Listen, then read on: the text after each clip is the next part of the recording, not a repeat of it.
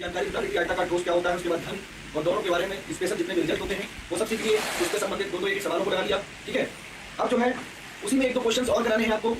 जो type of question कुछ अलग प्रकार के। शिवम यादव खुश रहो भाई, अवनीश नमस्ते, शिवम यादव। चलिए ठीक है ना, तो उसी में कुछ एक दो टाइप के और क्वेश्चन है वो देख लेते हैं। उसके बाद जो है नया कॉन्सेप्ट शुरू करते हैं। ठीक है, एक आयताकार ठोस का विकर्ण 18 सेंटीमीटर और बेटा संपूर्ण पृष्ठ 552 सेंटीमीटर है। तो कह रहा है इसके तीनों कोरों का योग पर क्या कीजिए।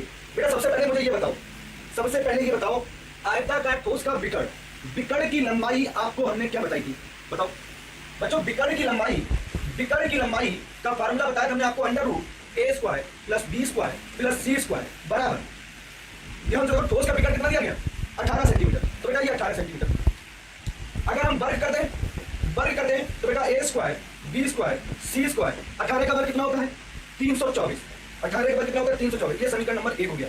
ठीक है, आगे बढ़ते हैं। संपूर्ण पृष्ठ, बेटा कल क्लास में आयताकार ठोस का संपूर्ण पृष्ठ बताया था, क्या होता था। अब बच्चों यहां से हेडिंग डालो, अगला चैप्टर बेलन। आपका आयताकार ठोस और घन हो गया, अगला चैप्टर डालो बेलन। क्या डालना है, बेलन। सिलेंडर किस तरह का होता है बच्चों, बेलन का आकार कुछ इस प्रकार से होता है, एक ऊपर सर्कल होगा, एक बॉटम में सर्कल होगा, और ये h ऊंचाई होगी और r त्रिज्या होगी। और बच्चों ध्यान रखें, वृत्त का क्षेत्रफल क्या होता है, वृत्त का क्षेत्रफल होता है πr²। क्या होता है बच्चों, πr²। और बच्चों अगर ये कहा जाए सिरे का क्षेत्रफल, बेलन में सिरे का क्षेत्रफल, सिरा मतलब शीर्ष, और शीर्ष बच्चों कैसा होता है, वृत्त। तो इसका मतलब क्या, वृत्त का क्षेत्रफल, सिरे का क्षेत्रफल जो होता है वो वृत्त का क्षेत्रफल के बराबर होता है, और इसको बोलते हैं πr²। और बच्चों ये कहा जाए सिरों का क्षेत्रफल, बेटा सिरों का क्षेत्रफल मतलब ये होता है एक सिरा ये, इसका πr², और दोनों को ऐड करो कितना है बच्चा 2πr²। तो सिरों का क्षेत्रफल का मतलब होता है दोनों सिरों का क्षेत्रफल। क्या बेटा, दोनों सिरों का क्षेत्रफल, क्या मैंने बताया, दोनों सिरों का क्षेत्रफल कितना हो जाएगा 2πr²। कितनी बात क्लियर।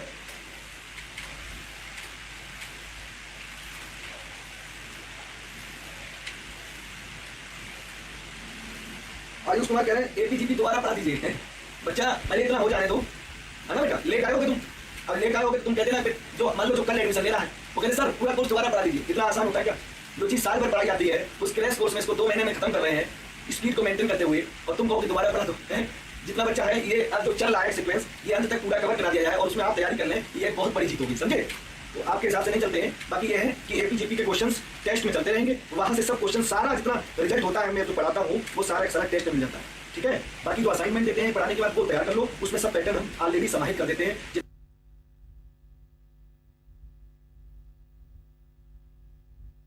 तरह के सवालों को लगाते हैं, जितने पॉसिबल सवाल बनते हैं वो आपके प्रत्येक टेस्ट में इन्वॉल्व कर देता हूँ। ठीक है, चलिए जब रिवाइज करा दीजिए। बेटा ये आगे नहीं पढ़ोगे, बेलन शंकु गोला है ना, ये नहीं पढ़ोगे, ये भी तो पढ़ना है। चलिए तो बच्चा कहाँ पे थे, हाँ अपने वापस आओ। ये हमारे पास बेलन है, और बेलन बच्चों ये ऊंचाई होती है, r त्रिज्या होती है। बेलन के जो सिरे होते हैं ना, सिरे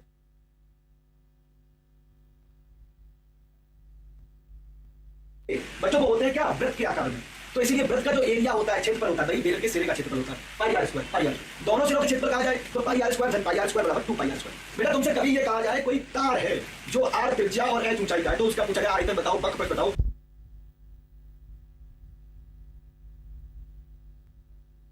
तो तार जो होता है वो बेलन की तरह होता है, कभी तार को पकड़ना, नीचे भी गोलाई है, ऊपर भी गोलाई है, ऊंचाई भी है, कुछ माइनर की जरा सी त्रिज्या भी है उसके अंदर। तो तार शब्द का यूज रखिए,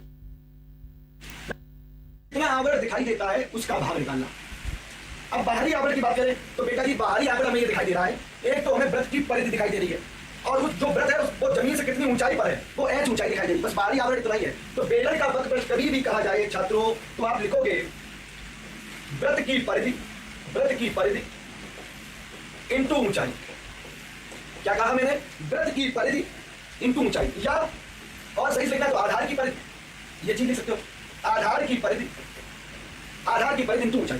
तो आज समझ जाना, जब सवालों में दिया जाता है कभी कभी आधार की परिधि इतनी है, ऊंचाई इतनी है, बताइए बेलन का प्रश्न, तो आधार की परिधि से बच्चों त्रिज्या निकल है, समझ लो। लेकिन बात समझना, तो आधार की परिधि का मतलब होता है प्यारे छात्रों, आधार क्या है बच्चों, आधार जो है बेटा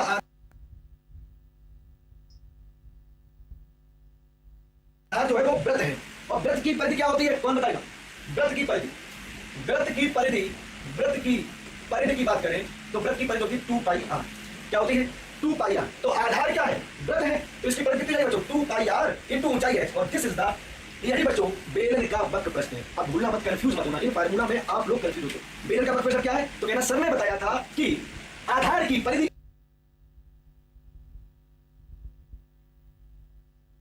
और ऊंचाई, जो बाहरी एरिया देखता है वो काउंट किया जाता है। तो आधार की परिधि होती है 2 पाई आर, ऊंचाई होती है h, तो बेलन का वक्र प्रश्न क्या हो गया? 2 पाई आर h। जी हाँ, क्लियर। अब बताओ अगला, बेलन का वक्र प्रश्न, बेलन का संपूर्ण प्रश्न। अब बच्चों हम तुमसे ये कहें कि बेलन का संपूर्ण प्रश्न, आज के बाद ये रिजल्ट भूलोगे नहीं। और हमने कोशिश यही करी है पूरे मैथ में कि आपको तरीके से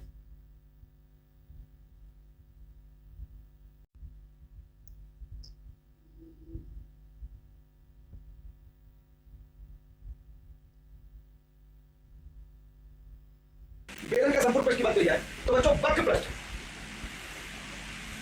वक्र प्रश्न गुणा सिरों का क्षेत्रफल।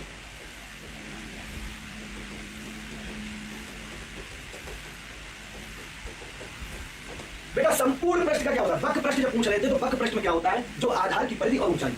अब जब संपूर्ण प्रश्न की बात करेंगे इसका मतलब आधार की परिधि, शीर्ष की परिधि और उसके बाद ऊंचाई।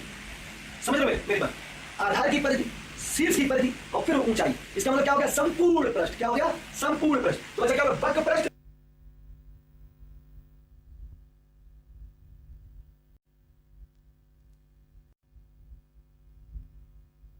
ऐसे समझाया जाए, सवालों को, सूत्रों को ऐसे बताया जाए जिसे तुम भूल ना करो।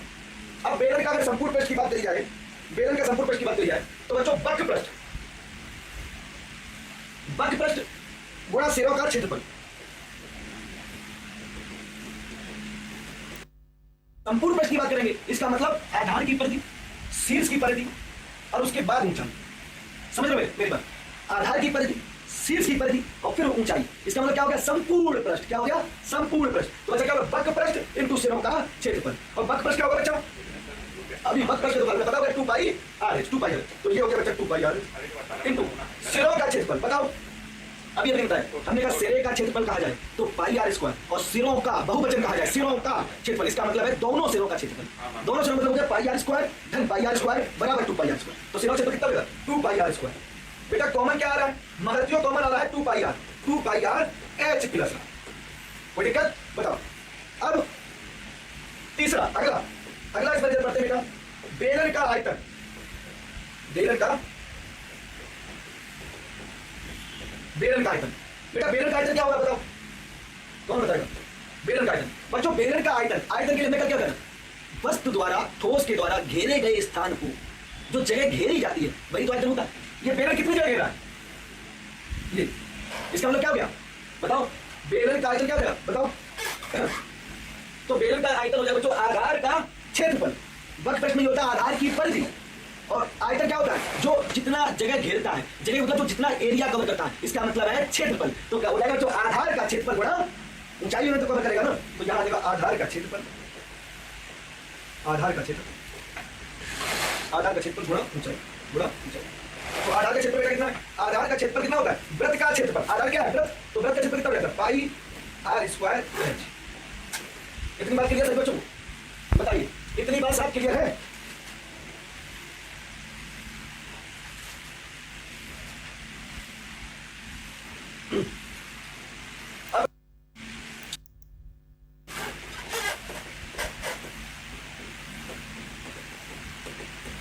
बच्चों जब खोखले बेलन की बात करेंगे तो उसमें त्रिज्याएं R1 और R2 हो जाती है।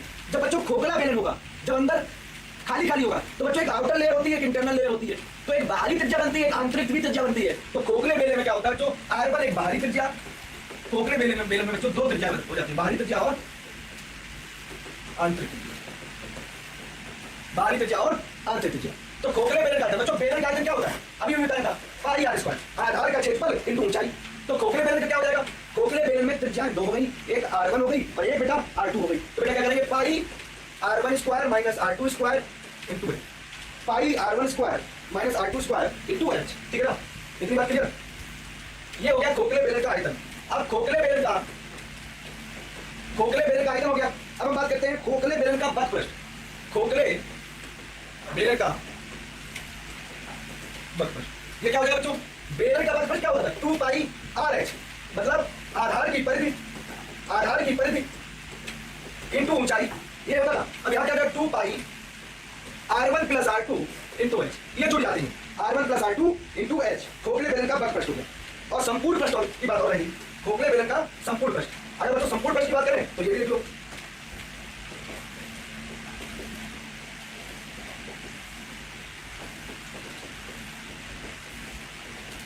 संपूर्ण प्रश्न। बच्चों बेलन का संपूर्ण प्रश्न क्या था 2 पाई R H प्लस R, 2 पाई R H प्लस R। अब बताओ ये क्या हो जाएगा 2 पाई R1 plus R2 H plus R1 minus R2, R1 minus R2, 2 पाई R1 plus R2 H plus R1 minus R2। ठीक है, इतनी बात क्लियर। तो कुछ नहीं बच्चों, जो त्रिज्या है आयतन में डिफरेंस करते हैं, वक्र प्रश्न में जोड़ देते हैं, और संपूर्ण प्रश्न क्या होता है भाई, वो भी वक्र प्रश्न का ही रूप होता है, जोड़ेंगे और H plus R1 minus R2 कर देते हैं। समझे? तो ये बात हो गई एक्स्ट्रा इंफॉर्मेशन खोखले बेलन। इतना नोट करो, इतना नोट करो।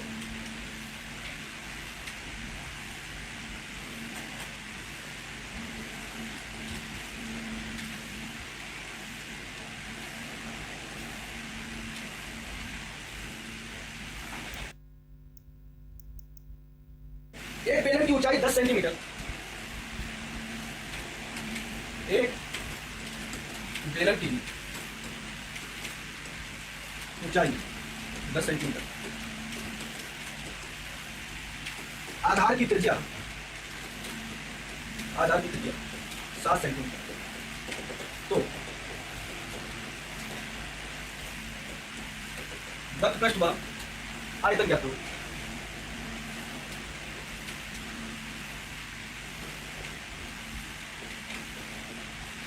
तो उसका वक्र पृष्ठ व आयतन ज्ञात करो।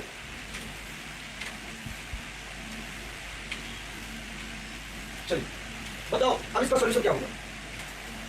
बेटा सबसे पहले ऊंचाई कितनी है, ऊंचाई 10 सेंटीमीटर, आधार की त्रिज्या कितनी है 7 सेंटीमीटर। तो वक्र पृष्ठ, बेलन का वक्र पृष्ठ, बेलन का नंबर 1, सबसे पहले बेलन का अगर वक्र पृष्ठ निकालेंगे, वक्र पृष्ठ अभी हमने क्या बताया था, अगर फार्मूला ना पता हो तो मेरी बात भी मान लो। क्या होता है वक्र पृष्ठ, आधार की परिधि गुणा ऊंचाई। आधार की परिधि इस तरह से याद करो तब तैयार हो जाएगा। आधार की परिधि इंटू H ऊंचाई। आधार की परिधि क्या होती है, वृत्त की परिधि। वृत्त की परिधि कितनी होती है बेटा 2 पाई R इंटू ऊंचाई। अब 2 इंटू पाई का मान होता है 22/7, पाई का मान 22/7 या 3.14, 22/7 इंटू त्रिज्या कितनी है 7 और ऊंचाई कितनी है बच्चा 10। 7 से 7 कैंसिल हो गया, यहाँ कितना है 22 दूनी 220 बना दो, कितना हो जाएगा 440 सेंटीमीटर स्क्वायर। कितना आया 440 सेंटीमीटर स्क्वायर। ये हो गया वक्र पृष्ठ। अब आयतन की बात करेंगे। जी बच्चों वेरी गुड, बहुत बढ़िया, आपके बच्चों का आंसर आ गया नंबर 2। अब आयतन की बात करेंगे तो बेलन का आयतन जो होता है वो होता है आधार का क्षेत्रफल इंटू ऊंचाई। आधार का क्षेत्रफल इंटू ऊंचाई। आधार का क्षेत्रफल कितना है, आधार का क्षेत्रफल क्या होता है पाई R स्क्वायर। आधार क्या होता है वृत्त होता है। अगर आप मान लो आयतन बोलते हैं, बेलन और शंकु का आयतन 7 अगर हम पूछे तो बहुत से बच्चे कंफ्यूज होते हैं। तो R स्क्वायर 7, इसका अवनीश, राहुल, शिवम कमेंट करो एक बार।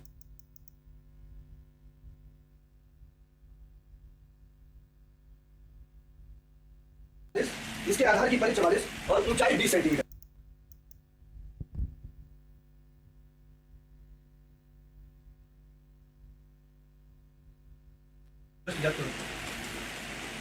जिसके आधार की परिधि 44, इसके आधार की परिधि 44 और ऊंचाई 20 सेंटीमीटर, और ऊंचाई 20 सेंटीमीटर।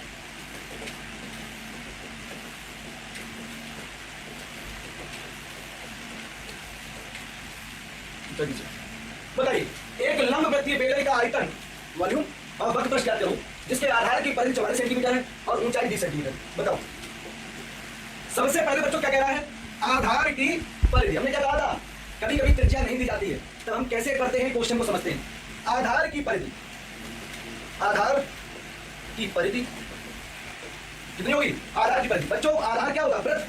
अब वृत्त की परिधि हमने क्या बताई 2 पाई R। आधार पर कितनी थी बच्चों 44। अब यहाँ आर बराबर क्या हो जाएगा 44 बटे पाई इंटू 2। 44 बटे पाई का मतलब 22 बटे 7, तो 7 ऊपर चला जाएगा 2। बच्चों 22 दूनी 44 और 44 कैंसिल। कितना आ गया त्रिज्या 7 सेंटीमीटर, त्रिज्या 7 सेंटीमीटर, ऊंचाई 20 सेंटीमीटर। तो वॉल्यूम क्या होगा, वॉल्यूम होता है पाई आर स्क्वायर एच। क्या होता है आधार का क्षेत्रफल इंटू ऊंचाई, ये होता है। पाई का मतलब 22 बटे 7, आर स्क्वायर, आर का मतलब 7 इंटू 7, एच का मतलब 20। बच्चों ये 7 से 7 कैंसिल हो गया, तो 22 गुणा 140 कितना हो जाएगा 22 की 0 22 88, 22 एकम 22 हो जाए 30 सेंटीमीटर क्यूब हो गया। 380 सेंटीमीटर क्यूब, 380 सेंटीमीटर क्यूब हो गया, ठीक है ना।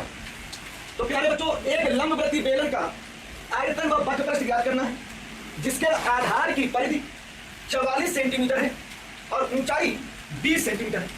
बच्चा ध्यान देना, आधार की परिधि क्या होती है बेटा 2 पाई आर, 2 पाई आर बराबर 44, तो आर बराबर हो जाएगा 44 बटे पाई इंटू 2। पाई का मान 22 बटे 7, 7 कहां चला जाएगा ऊपर, भाई 22 बटे 7 नीचे लिखेंगे तो 7 कहां चला जाएगा ऊपर, 22 दूनी 44 और 44 कैंसिल। त्रिज्या आ गई 7 सेंटीमीटर और ऊंचाई बेटा कितनी 20 सेंटीमीटर। आयतन क्या होता है पाई, पाई का मतलब 22 बटे 7, आर का मतलब 7, एच का मतलब 20। बच्चों 7 से 7 कैंसिल हो गया, 22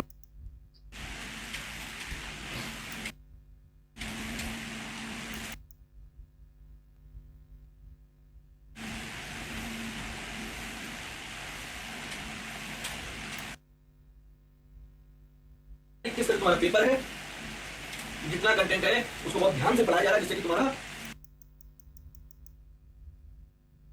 है ना, मस्ती कर ले, मजाक कर ले, कॉमेडी देख ले, ये खेल खेल ले, वो खेल खेल ले, ये कपड़ा पहनना, वो कपड़ा पहनना, ये चीज सोचना, वो चीज सोचना। हम आप हजारों कामों का पुलिंदा बना के रखते हैं और एक्चुअल जो हमारा फील्ड है इसको भूल जाते हैं। बेलन को भूल जाना, सन को भूल जाना, गोला को भूल जाना। जब पेपर में जाओ तो पेपर कहता है तुम्हारा फील्ड तो जानते हो क्या, बेलन बताओ, जल्दी बेलन का आइटम बताओ, बताओ बोले का आइटम बताओ, बताओ जल्दी से एपीजीपी बताओ, एनएमआर का योग बताओ, बताओ प्रथम एन प्राकृतिक संख्या का योग बताओ।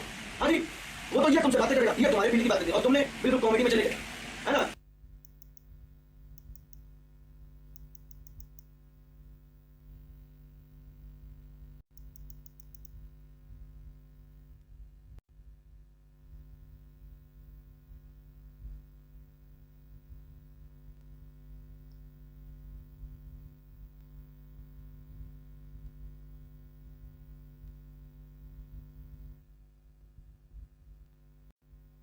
सभी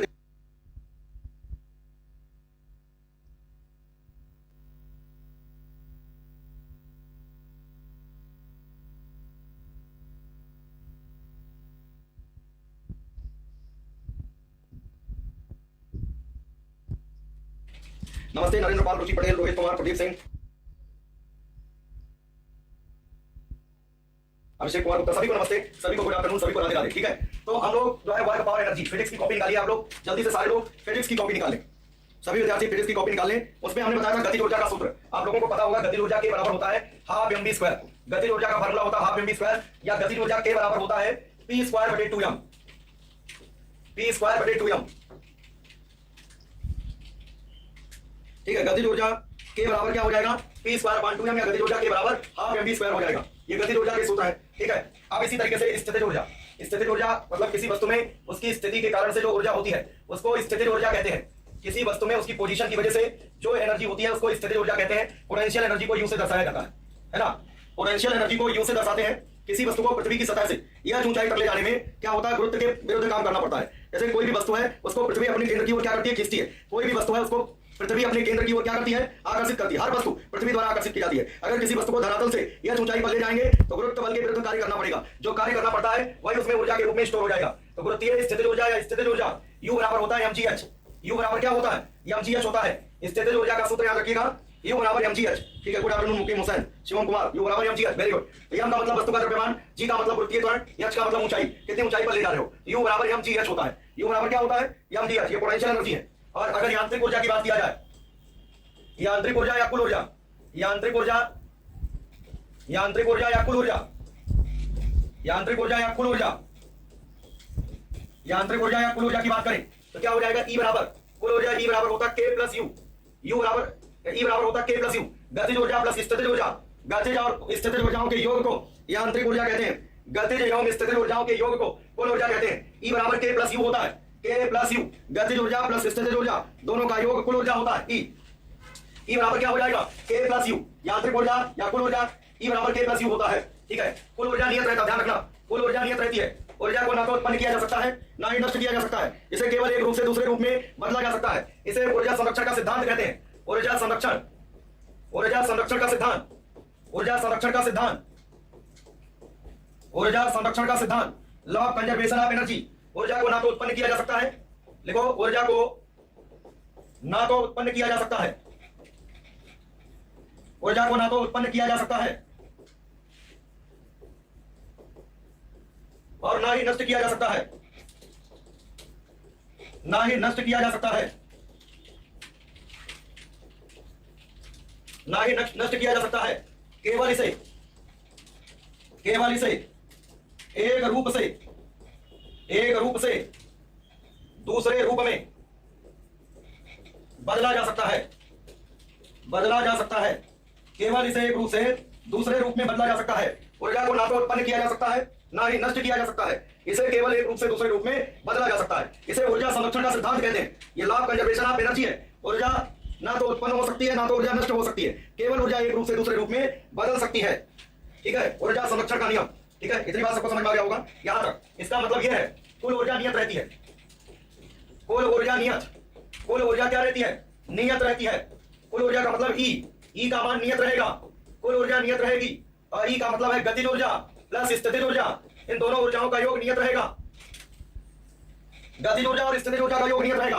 के का मान अगर बढ़ेगा तो यू का मान घटेगा, के का मान घटेगा तो यू का मान बढ़ेगा। अगर गतिज ऊर्जा घटती है तो स्थितिज ऊर्जा बढ़ेगी, गतिज ऊर्जा बढ़ेगी तो स्थितिज ऊर्जा घटेगी, पर दोनों ऊर्जाओं का योग क्या रहेगा? नियत रहेगा। गतिज ऊर्जा और स्थितिज ऊर्जा, इन दोनों ऊर्जाओं का योग क्या रहता है? नियत रहता है। इसे ऊर्जा संरक्षण का सिद्धांत कहते हैं। के प्लस यू बराबर कांस्टेंट, के प्लस यू बराबर कांस्टेंट होगा। ठीक है, ध्यान देना सभी लोग।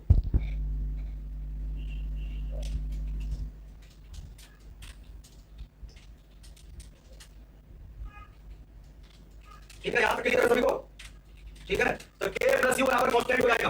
गतिज ऊर्जा प्लस स्थितिज ऊर्जा, ये क्या होगा? कांस्टेंट बना रहेगा, ये नियत बना रहेगा। ठीक है, के प्लस यू, अगर के बढ़े यू घटे, के घटे यू बढ़े, उल्टा दोनों एक दूसरे का होता है, दोनों एक दूसरे का उल्टा होता है। अगर किसी वस्तु को ऊपर की ओर फेंकते हैं तो जैसे जैसे ऊपर वस्तु जाती है उसका वेग घटेगा, उसकी गतिज ऊर्जा क्या होती है? घटती है, लेकिन स्थितिज ऊर्जा बढ़ती है। जब वस्तु ऊपर की ओर गति करे, जब वस्तु को ऊपर की ओर फेंका जाए, जब वस्तु को ऊपर की ओर,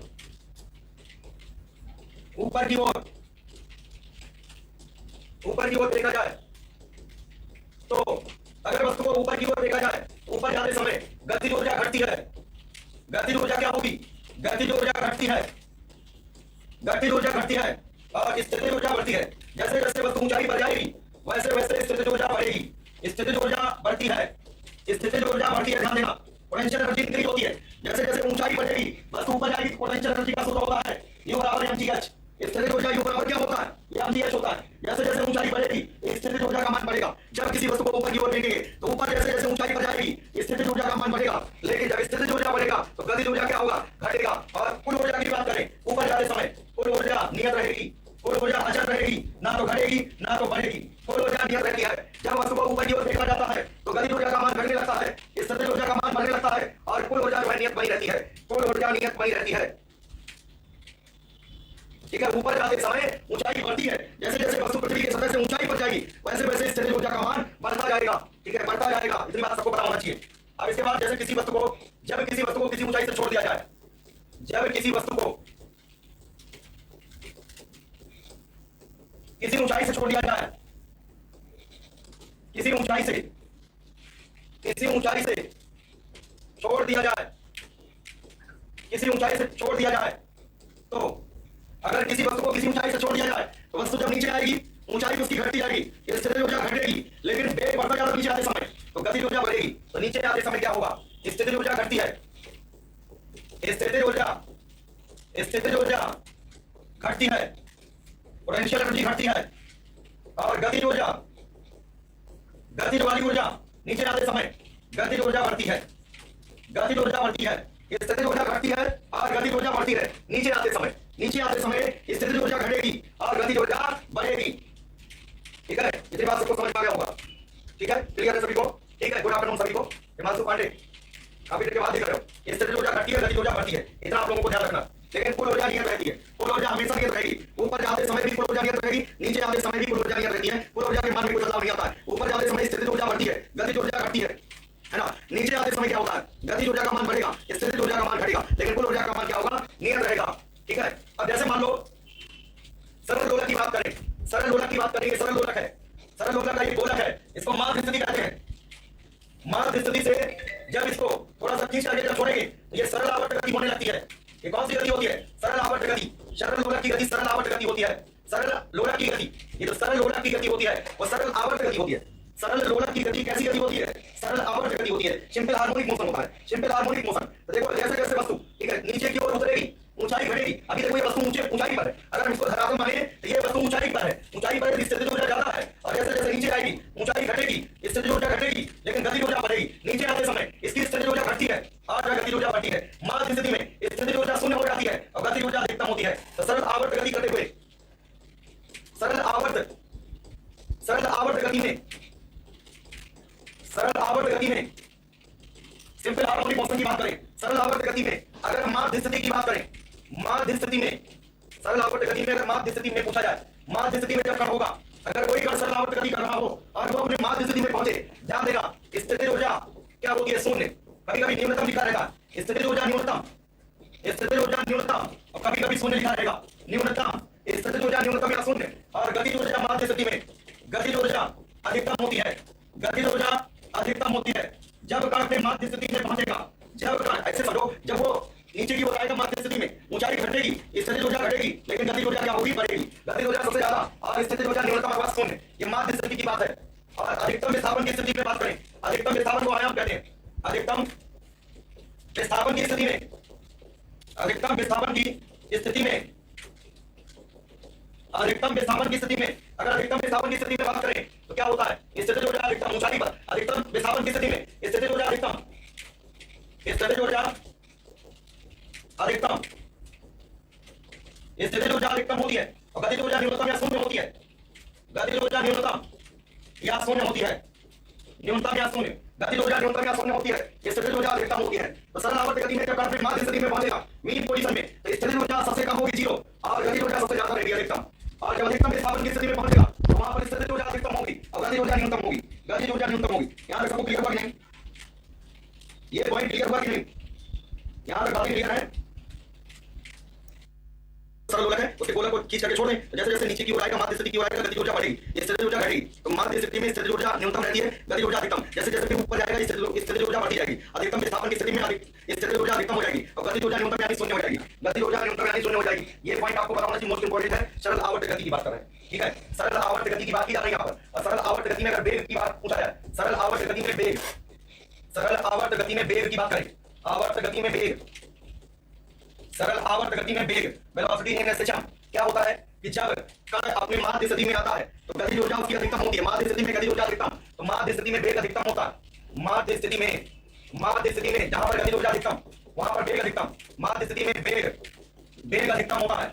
माध्य स्थिति में वेग अधिकतम, माध्य स्थिति में वेग अधिकतम होता है।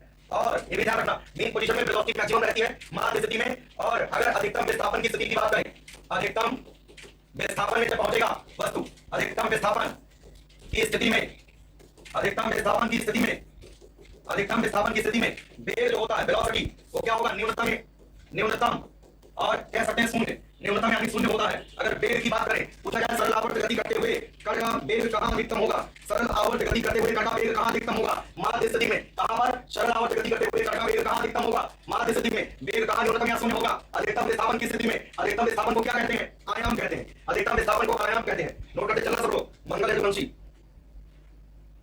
ठीक है, वेरी गुड,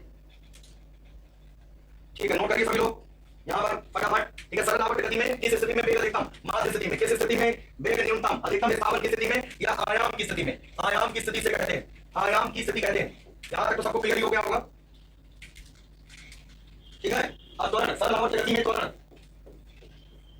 सरल आवर्त गति में त्वरण, सरल आवर्त गति में त्वरण की अगर बात करें, ठीक है, सरल आवर्त गति में त्वरण की अगर बात करें तो माध्य स्थिति में त्वरण शून्य होता है। यहां पर माध्य स्थिति में जब कण माध्य स्थिति में पहुंचेगा, माध्य स्थिति में त्वरण, माध्य स्थिति में त्वरण का मान क्या होगा, 0। मीन पोजीशन में त्वरण जो होता है वो शून्य होता है। माध्य स्थिति में त्वरण का मान शून्य होता है और आयाम की स्थिति में या अधिकतम विस्थापन की स्थिति में, आयाम की स्थिति में जब पहुंचेगा वहां तो वेग शून्य होता था, आयाम की स्थिति में त्वरण सबसे ज्यादा होता है, त्वरण अधिकतम हो जाएगा। आयाम या अधिकतम विस्थापन की स्थिति में, आयाम या अधिकतम विस्थापन की स्थिति में त्वरण जो होगा वो अधिकतम होगा। माध्य स्थिति में त्वरण शून्य होगा, आयाम की स्थिति में त्वरण अधिकतम होगा। अधिकतम विस्थापन की स्थिति में त्वरण जो हो जाएगा वो अधिकतम हो जाएगा और माध्य स्थिति में त्वरण जो होगा वो शून्य हो जाएगा। वेग त्वरण और ऊर्जा, गतिज ऊर्जा, स्थितिज ऊर्जा सरल आवर्त गति में हर पोजीशन में पूछा जाता है। ये पॉइंट आपको पता होना चाहिए। यहाँ तक सभी बच्चों को क्लियर हो गया होगा, ठीक है। गतिज ऊर्जा, स्थितिज ऊर्जा, कुल ऊर्जा, इतनी बातें हमने आप लोगों को बता दिया है कि क्या होता है, ठीक है। ठीक है, यहाँ तक क्लियर हो गया सभी लोगों का? एक बार क्लियर करके बताऊं, यहां तक जो नोट हो गया सबका?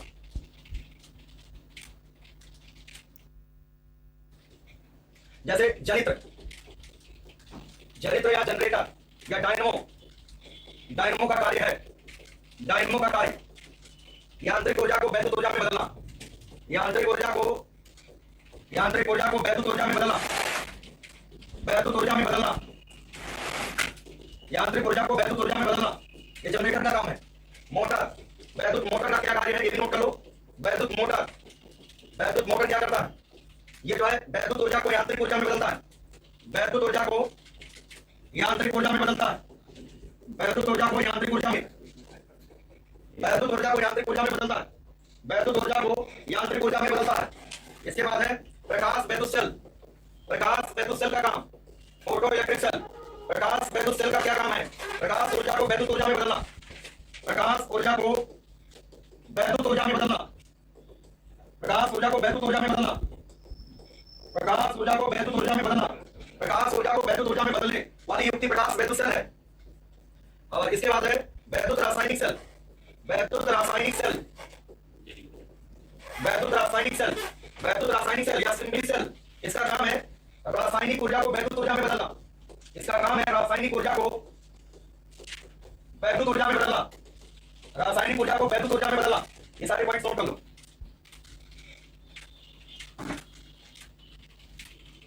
ये सारे पॉइंट नोट करो।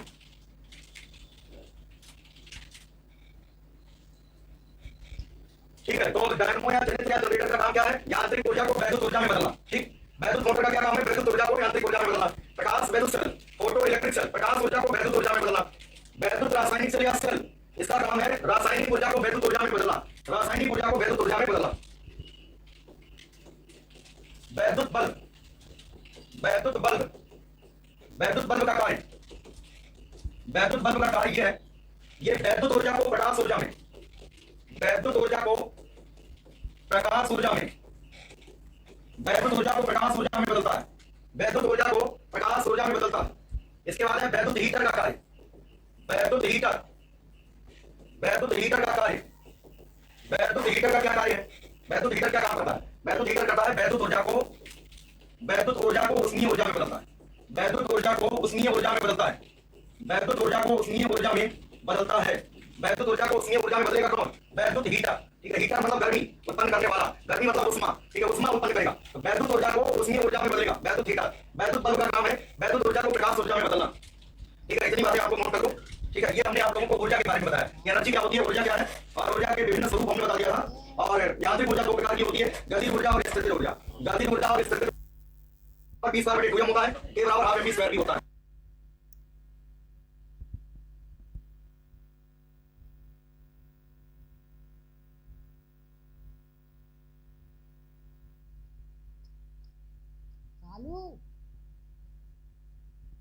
होता है P²/2m, K बराबर P²/2m। ठीक है, K बराबर P²/2m होता है, K बराबर ½ mv² भी होता है।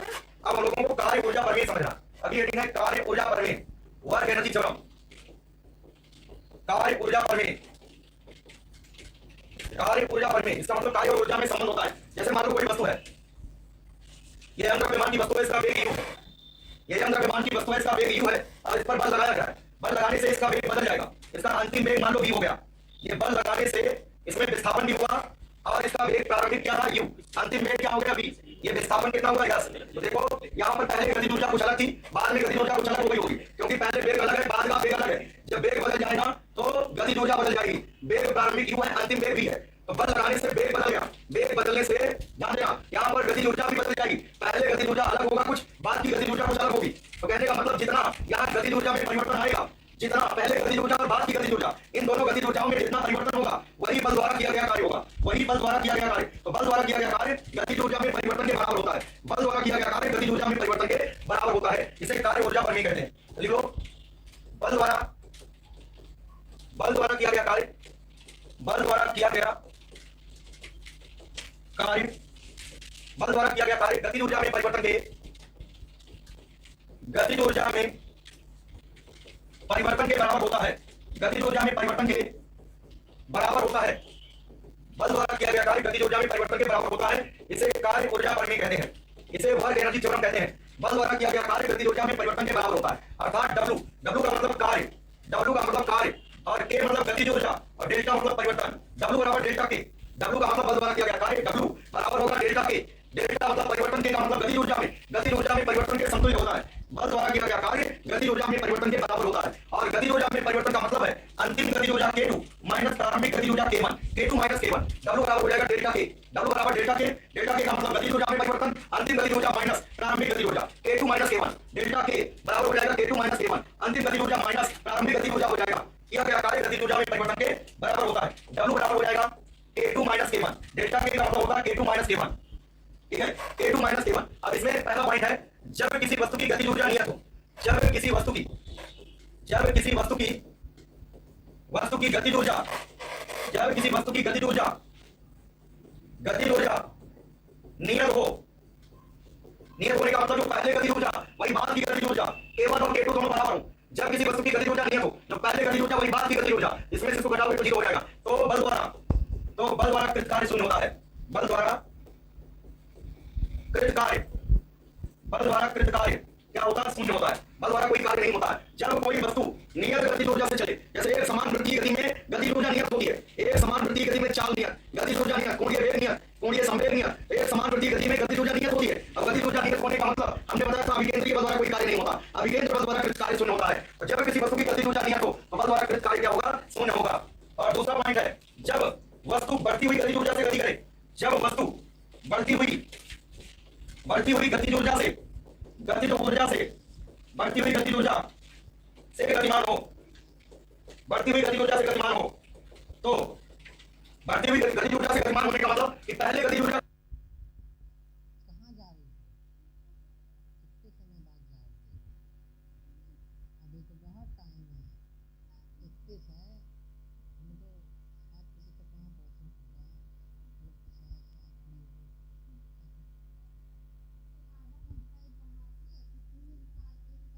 बोल दिया करो ना, पढ़ाई पे आओ।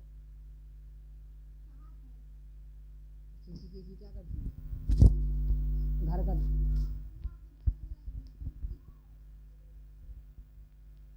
कम, अब बाद की गतिज ऊर्जा ज्यादा, पहले की गतिज ऊर्जा कम, बाद की गतिज ऊर्जा ज्यादा। जब बढ़ते हुए वेग से गति करे, अगर वेग बढ़ेगा तो गतिज ऊर्जा भी बढ़ेगी, प्रारंभिक गतिज ऊर्जा कम हो, अंतिम गतिज ऊर्जा ज्यादा हो। अगर K2 का मान ज्यादा है, K1 का मान कम है, ठीक है, तो ज्यादा में से कम को घटाओगे धनात्मक आएगा। तो कृत कार्य धनात्मक, तो कृत कार्य क्या होगा? धनात्मक। अगर कार्य धनात्मक है तो ध्यान देना गतिज ऊर्जा में बढ़ोतरी होती है, धनात्मक होगा, कृत कार्य धनात्मक होगा। यदि बल द्वारा किया गया कार्य धनात्मक है तो उस वस्तु की गतिज ऊर्जा बढ़ेगी कि घटेगी कि नियत रहेगी? तो बढ़ेगी। गतिज ऊर्जा बढ़ने का मतलब कृत कार्य जो है धनात्मक। और जब वस्तु घटती हुई गतिज ऊर्जा से, जब वस्तु घटती हुई गतिज ऊर्जा से गति करे, मतलब यह है कि K2 कम, बाद की गतिज ऊर्जा कम, पहले की गतिज ऊर्जा ज्यादा, कम में से ज्यादा घटाओगे निगेटिव आएगा, छोटी संख्या से बड़ी संख्या को घटाओगे निगेटिव आएगा। गति करे तो कृत कार्य ऋणात्मक होता है, कृत कार्य ऋणात्मक होता है, कृत कार्य ऋणात्मक होता है। जब वस्तु घटती हुई गतिज ऊर्जा से गति करे तो कृत कार्य ऋणात्मक होता है। अगर जो है बल द्वारा किया गया कार्य ऋणात्मक है, इसका मतलब वस्तु की गति जो है गतिज ऊर्जा घट रही है, इसका मतलब वेग घट रहा है, इसका मतलब कि जिस दिशा में वस्तु गतिमान है उसके विपरीत दिशा में बल लगा तभी वो मंदित होगी। जिस दिशा में वस्तु जाए, जिस दिशा में वस्तु गतिमान हो, अगर उसके विपरीत दिशा में बल लगे तो कार्य क्या होगा? निगेटिव होगा, गतिज ऊर्जा उसकी घटेगी। लेकिन जिस दिशा में वस्तु गतिमान है उसी दिशा कोई परिवर्तन ना हो, गतिज ऊर्जा नियत हो, W बराबर डेल्टा K होता है। ठीक है, ये चैप्टर यहाँ पर समाप्त हो गया। आपका कार्य, सामर्थ्य और ऊर्जा, वर्क, पावर और एनर्जी, ये चैप्टर यहाँ पर कंप्लीट हो रहा। ठीक है, अब इससे संबंधित सारे क्वेश्चन देखेंगे। आप जो है 4-5 चैप्टर के सवाल हम लोग कल देखने वाले। ठीक है, आप लोगों का एग्जाम डेट क्लियर हो गया है 6 और 7 अगस्त, यानी कि 6 अगस्त का है आपका पेपर। तो आप लोग पूरी तरीके से रिवीजन करिए। अब हम लोग जो है पूरे जो है 30 दिन पूरी प्रैक्टिस करेंगे। अब हम लोग कल से अपनी प्रैक्टिस क्लास लगाएंगे। कल से क्या, मंडे से। कल आप लोगों का जो टेस्ट होगा सुबह 10 से 12 और उसका डिस्कशन यूट्यूब चैनल पर किया जाएगा। कल का जो डिस्कशन है, ठीक है, वो यूट्यूब चैनल पर होगा, ठीक है, जिससे सारे बच्चे जाग जाए कि यूपी कैडेट का एग्जाम जो है अब क्लियर हो गया है कि 6 अगस्त को आपका होगा। तो आप लोग तैयार रहिए एग्जाम के लिए, ठीक है। कल जो मिलते हैं प्रैक्टिस सेशन के साथ, ठीक है। जितना भी पढ़ा है सब पूरा रिवाइज करो, 1 to all।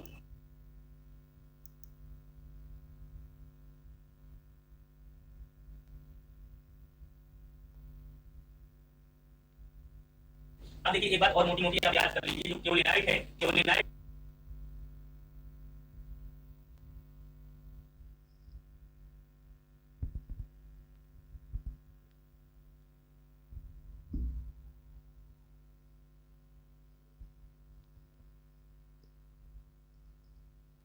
जिसका अर्थ है फ्लोर, जिसका अर्थ फ्लोर है, यानी कि चट्टान से कहा जाता है, क्या सतह से कहा जाता है, जिसका अर्थ होता है सतह, फ्लोर। लैटिन भाषा का सोलम, देखिए ज्यादा पूछा नहीं जाता है, लेकिन फिर भी याद रखना है कि सॉइल जो है वर्ड किस भाषा का है, तो लैटिन का है, इसका मतलब होता है सतह, ठीक है। इसमें दो पार्ट होते हैं, एक तो होती है एडेकोलॉजी और दूसरी होती है पेडोलॉजी। सॉइल साइंस जो होती है टूट रही है ना, और जब टूटेंगी तो काय के कारण टूटेंगे, ऐसे तो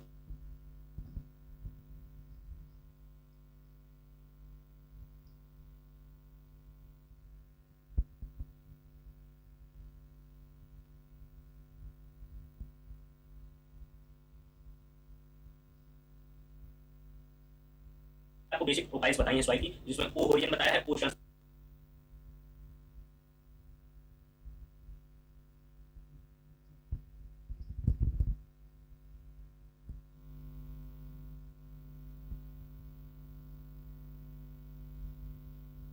अब यहाँ पर इस संस्तर में पार्टिकली डिकम्पोज्ड ऑर्गेनिक मैटर अधिक होता है, यानी कि पार्टिकली डिकम्पोज्ड, पूरा ऑर्गेनिक मैटर डिकम्पोज्ड नहीं हो रहा है, इसका मतलब पार्टिकली डिकम्पोज्ड है। तो फर्मेंटेशन कह रहा है कि जो ऑर्गेनिक मैटर है, देखिए ऑर्गेनिक मैटर को सड़ाने के लिए केवल आवश्यक है, तो सबसे पहले फर्मेंटेशन होगा, और फर्मेंटेशन के बाद जब वो सड़ जाएगा तो उसका ह्यूमिडिफिकेशन होगा, यानी कि वो ह्यूमस में परिवर्तित होगा, तो इसे कहते हैं ह्यूमिडिफिकेशन, ठीक है। तो ये पार्टिकली डिकम्पोज्ड जोन है, ये जोन है, ठीक है। चलिए आगे देखेंगे। आगे है A2 या ई संस्था, इसी को इल्यूमिनेशन A2 को ही कहते हैं। इस संस्था में इल्यूमिनेशन अत्यधिक होता है, इसलिए इसे ई संस्था भी कहते हैं, यानी कि इल्यूमिनेशन का मतलब होता है बासिंग आउट हाईएस्ट होता है इसमें। अगर हम सीधी बात करें तो basing out is maximum, basing out या लीचिंग आप एज वेल एज कह सकते हैं, leaching is maximum, leaching is maximum, ठीक है। तो ये स्थिति होती है, बासिंग आउट या लीचिंग इज मैक्सिमम होती है। इस संस्था में इल्यूमिनेशन अत्यधिक होता है, इसलिए ई संस्था भी कहा जाता है। इसके बाद बात आती है एबी या ईबी संस्था, है ना। यह ए और बी के बीच का संस्था है, क्या है, संस्था है, संस्था है, जिसे परिवर्तनशील संस्था या ट्रांजिशनल जोन लेयर कहते हैं, ठीक है। ये ए और बी के बीच का संस्था है, जिसको परिवर्तनशील संस्था या ट्रांजिशनल लेयर कहा जाता है, ठीक है। तो ये बात भी आती है इसमें A2 या एबी या ईबी संस्था लास्ट होता है,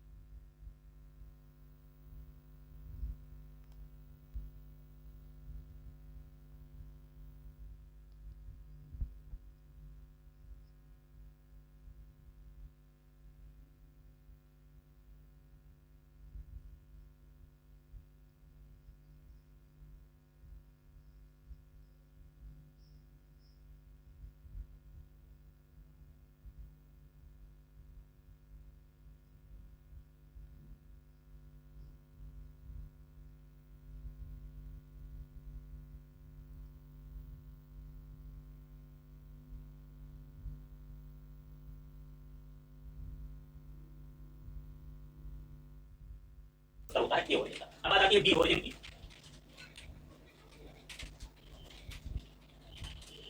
बी ओरिजिन की अगर बात आएगी,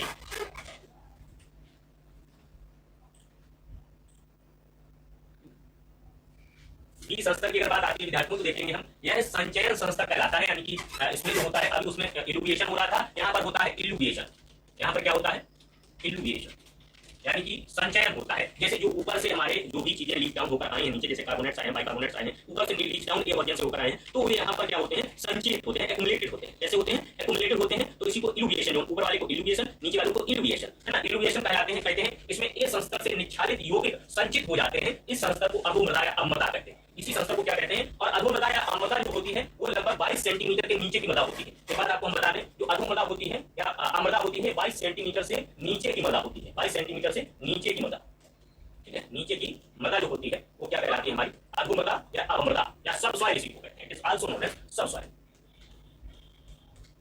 इसी को हम सबसॉइल कहते हैं, ठीक है। अम्लता, अधोमृदा या सबसॉइल। तो बी संस्तर होता है, यह संचयन संस्तर कहलाता है, लिखा हुआ है, ठीक है। एक्युमुलेशन जोन होता है, तो ये यहाँ पर निक्षालित हुए जो इलेक्ट्रॉन से आए हैं हमारे मिनरल्स, वो सब यहाँ पर एक्युमुलेट होते हैं और इसी संस्था को अधोमृदा या अमृता कहते हैं, ठीक है। और इसकी रेंज क्या होती है, यानी कि 22 सेंटीमीटर के नीचे की जो मृदा होती है करीब मीटर तक भी ये हो सकता है, ऐसा नहीं है, ठीक है। तो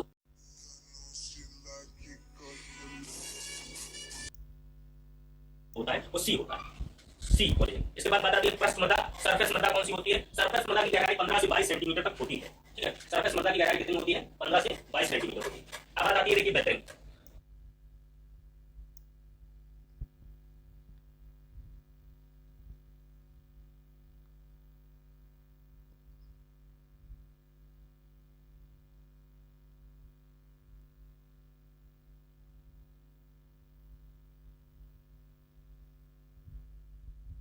से 22 सेंटीमीटर होती है। अब बात आती है देखिए बेहतरीन, चट्टानों एवं खरबूजों का अपक्षय एवं मृदा निर्माण, ठीक है। बेहतरीन यानी कि चट्टानें जब टूटेंगी तो तभी तो आपकी मृदा बनेगी।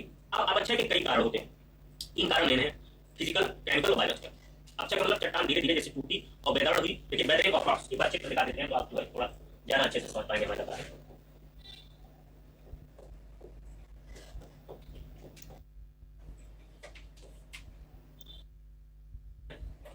ठीक है, कुछ लोग इन्हीं को उठा के पूजा करने लगते हैं, कहते हैं ये संतरी है ना। तो ये खैर है तो नहीं, अब मानिए तो किसी में भी ईश्वर हो सकता है और किसी चीज, हर चीज में वैसे ईश्वर विद्वान है ना। तो अब देखिए ये चट्टानें हैं, मोटी मोटी चट्टानें। अब देखिए इसमें से कुछ छोटी छोटी भी यहाँ पर दिख रही हैं ये। अब ये बनी तो इसी से, तो ये वाली चट्टानें जब इससे बनी है तो कैसे बनी है? बेहतरीन हुई है। देखिए इनमें दरारें पड़ी हुई है, छोटी छोटी टूट रही है ना। और जब टूटेंगी तो काय के कारण टूटेंगे, ऐसे तो नहीं टूट जाएंगे। इसके पीछे कारण होते हैं, भौतिक कारण होते हैं, रासायनिक कारण होते हैं और जैविक कारण होते हैं। तो उन सभी कारणों के विषय में हम यहाँ पर पढ़ेंगे। तो पहला है भौतिक अपक्षय, फिजिकल बेहतरीन के विषय में हम जानते हैं। तो भौतिक अपक्षय में देखिए आता है टेम्परेचर। अब टेम्परेचर से कैसे, देखिए कुछ लोग कहेंगे टेम्परेचर से कैसे बेहतरीन होती है, हम बताते हैं आपको। जब टेम्परेचर भाई ज्यादा और कम होता है जिससे ट्रेन की पटरी फैलती और सिकुड़ती है, उसी तरीके से पत्थर का भी टेम्परेचर जब बढ़ेगा तो फैलेगा कि नहीं फैलेगा? पानी फैल के पहुंच जाता है आसमान में, है ना। लोहा फैल जाता है तो ये तो चट्टान है, ये भी फैलेगी कि नहीं फैलेगी? तो फैलेगी। तो फैलेगी, सर्दियों में सिकुड़ेगी। अब बताइए किसी चीज फैलाओगे, सिकुड़ाओगे और मजबूत चीज है तो टूटेगी कि नहीं टूटेगी? टूट जाएगी। तो ताप के कारण बेहतरीन होती है। दूसरा है आपका जल के कारण। अब देखिए झरना है, झरना महाराज ऊपर से गिर रहा है बहुत तेजी से, और जब गिरेगा पत्थर के ऊपर तो पत्थर टूटेगा कि नहीं टूटेगा? टूटेगा। तो ये भी एक जल के द्वारा बेहतरीन होगी, है ना। पानी बहुत तेजी से बहा के लाता है, बहुत सारी चट्टानों को आपस में भिड़ता है, तो ये बेहतरीन होती है। इसके बाद वायु, वायु के द्वारा भी बेहतरीन होती है। कभी कभी हवाएं इतनी तेजी से चलती हैं जो इधर से उधर हो जाती हैं, बहुत सारा पानी लाती है, पानी टक्कर मारता है, तब बेहतरीन होती है। बहुत सारे इसके भी कारण है। ग्लेशियर बेहतरीन होती है। ग्लेशियर बेहतरीन का मतलब होता है हिमखंड। जब पहाड़ों पर बहुत बड़े बड़े हिम बर्फ के टुकड़े टूट के गिरते हैं और वो जब गिरते हैं तो नीचे की तरफ लुढ़कते चले जाते हैं और जिस पहाड़ या पत्थर से टकराए तो उसको तोड़ते हैं, तो ये भी ग्लेशियर बेहतरीन है, ठीक है। अब इसके बाद आती है आपकी ग्लेशियर बेहतरीन के बाद फ्रॉस्ट या पाला। पाला के द्वारा भी बेहतरीन होती है। देखिए कैसे होती है। अब देखिए कोई जैसे एक चट्टान है, आप देख लीजिए, मान लीजिए ये चट्टान है और ये बीच में इसमें दरार पड़ी थी। क्या पड़ी थी? दरार। और इसी दरार में भर गया पानी। भाई पानी बरसा, हमने नहीं डाला, पानी बरसा और बरसने के बाद उस दरार में भर गया और पहाड़ों पर सर्दी बढ़ती है ज्यादा और ये पानी बेचारा जब सर्दी ज्यादा पड़ी तो बर्फ बन गया उसी दरार में। अब बताइए जब चट्टान के अंदर दरार में पानी है और बर्फ जब वो बनेगा तो पानी का नियम है कि जब बर्फ बनता है तो 9% उसका वॉल्यूम बढ़ जाता है, आयतन। तो 9% जब आयतन बढ़ाएगा तो चट्टान को तोड़ेगा कि बचाएगा? तोड़ देगा ना। तो ये भी एक टाइप की बेहतरीन होगी। देखिए यही लिखा होगा, चट्टानों की दरारों में एकत्रित जल जम जाता है, 9% का प्रसार करता है और जब प्रसार करेगा जिससे अपक्षय होता है ना। बर्फ का दाब 1.50 टन प्रति वर्ग फुट होता है। बर्फ का दाब भी होता है, देखिए बर्फ का दाब जो 1.50 टन प्रति वर्ग फुट होता है, कितना होता है? 1.50 टन प्रति वर्ग फुट होता है।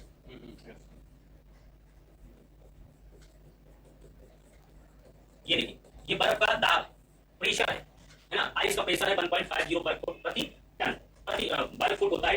1.50 टन प्रति वर्ग फुट प्रेशर बर्फ का भी होता है। तो जब इतना दबाव बर्फ का है तो ऑटोमेटिकली चट्टान को तोड़ेगा कि बचाएगा? तो बर्फ की चट्टान को तोड़ने में सहायक होती है। अगला देखेंगे रासायनिक अपक्षय, केमिकल बेहतरीन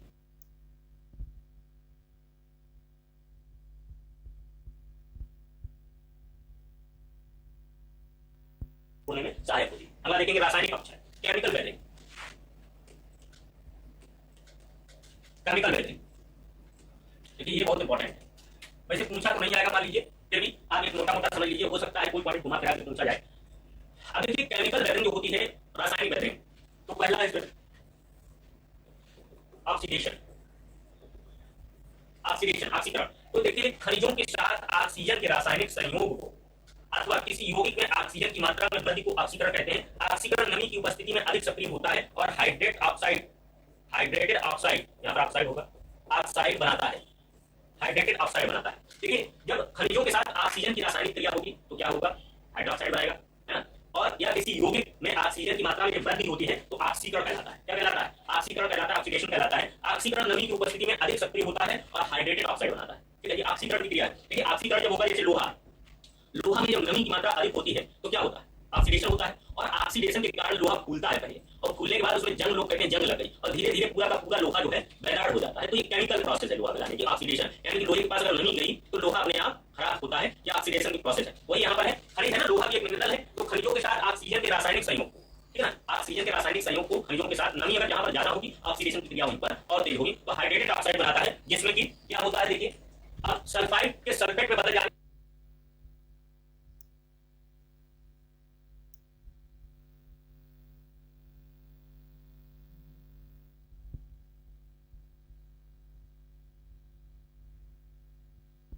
क्रिया वहीं पर और तेज होगी, तो हाइड्रेटेड ऑक्साइड बनाता है, जिसमें कि क्या होता है, देखिए अब सल्फाइड बनाता है, जिसमें कि क्या होता है,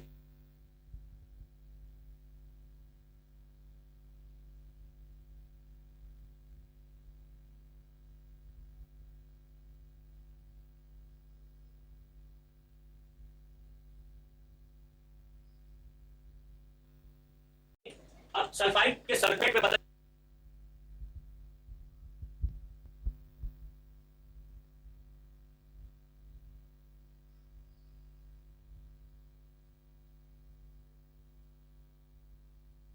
जाने से आयतन में वृद्धि होती है, जिससे अक्सर होता है। ऑक्सीडेशन के कारण ही क्या होता है, सल्फाइड से सल्फेट में चेंज हो गया, और सल्फाइड से सल्फेट में जैसे ही कोई चीज चेंज होगी तो उसके आयतन में, जैसे लोहे के आयतन में वृद्धि होती है, तो आयतन में वृद्धि हुई, जब आयतन में वृद्धि होगी तो क्या होगा, बेरिंग 100% क्लियर कि बेरिंग होनी ही होनी है। जब उसके आयतन में वृद्धि होगी तो बेरिंग भी होगी 100%, ठीक है, तो बेरिंग हो जाएगी। दूसरा है जल विश्लेषण, हाइड्रोलाइसिस, ठीक है, जल विश्लेषण, जब खनिजों का संपर्क जल से होता है तो जल की हाइड्रोजन खनिजों के धनायन के साथ स्थानांतरित हो जाती है।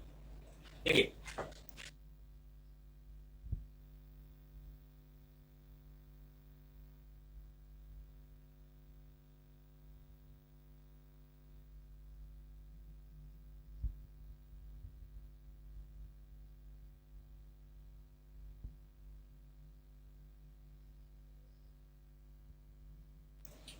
जब खनिजों का संपर्क जल से होता है, हाइड्रोलाइसिस, जल विश्लेषण, जिसके साथ विश्लेषण जल के साथ। अब देखिए जब कोई मिनरल है जैसे Fe है और इसका संपर्क जल से हुआ, H2O से हुआ, तो इसका जो धनायन है वो इसके साथ क्या करता है, स्थानांतरित होता है, लोहे के साथ स्थानांतरित होता है ना, जिसके कारण बेरिंग होती है। ठीक है, जब खनिजों का संपर्क जल से होता है तो जल की हाइड्रोजन खनिजों के धनायन के साथ स्थानांतरित होती है। किसके साथ स्थानांतरित होती है, खनिजों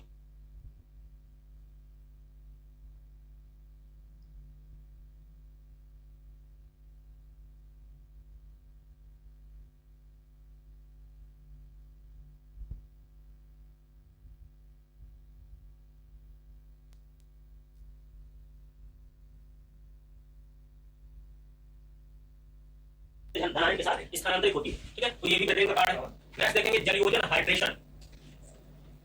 हाइड्रेशन होता है, जल योजन से मृदा खनिजों के आयतन में वृद्धि होती है, जिससे अपरदन होता है। जल योजन से भी, हाइड्रेशन से भी क्या होता है, मृदा खनिजों में वृद्धि होती है। इसके बाद कार्बोनेशन, कार्बोनीकरण होता है। कार्बोनेशन में क्या होता है, चट्टानों के अक्षय से प्राप्त क्षारों का, जो चट्टानों की बेरिंग होती है इसमें क्षार होते हैं, क्षारों का CO2 से संयुक्त होकर बाइकार्बोनेट और कार्बोनेट बनाते हैं, जिससे अक्षय होता है। ये देख लीजिए।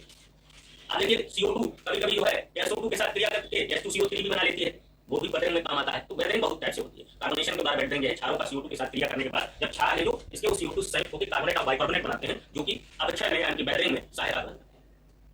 ठीक है, तो ये तो हो गया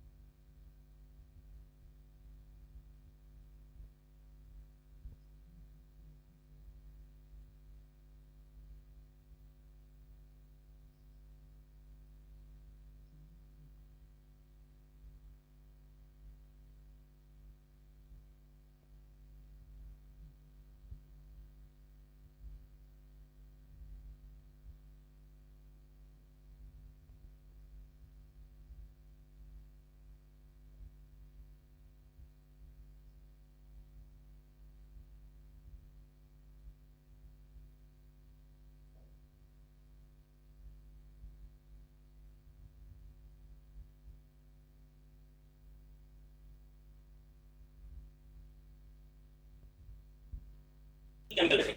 अब देखिए केमिकल बेरिंग, तो ये तो हो गया कि केमिकल बेरिंग।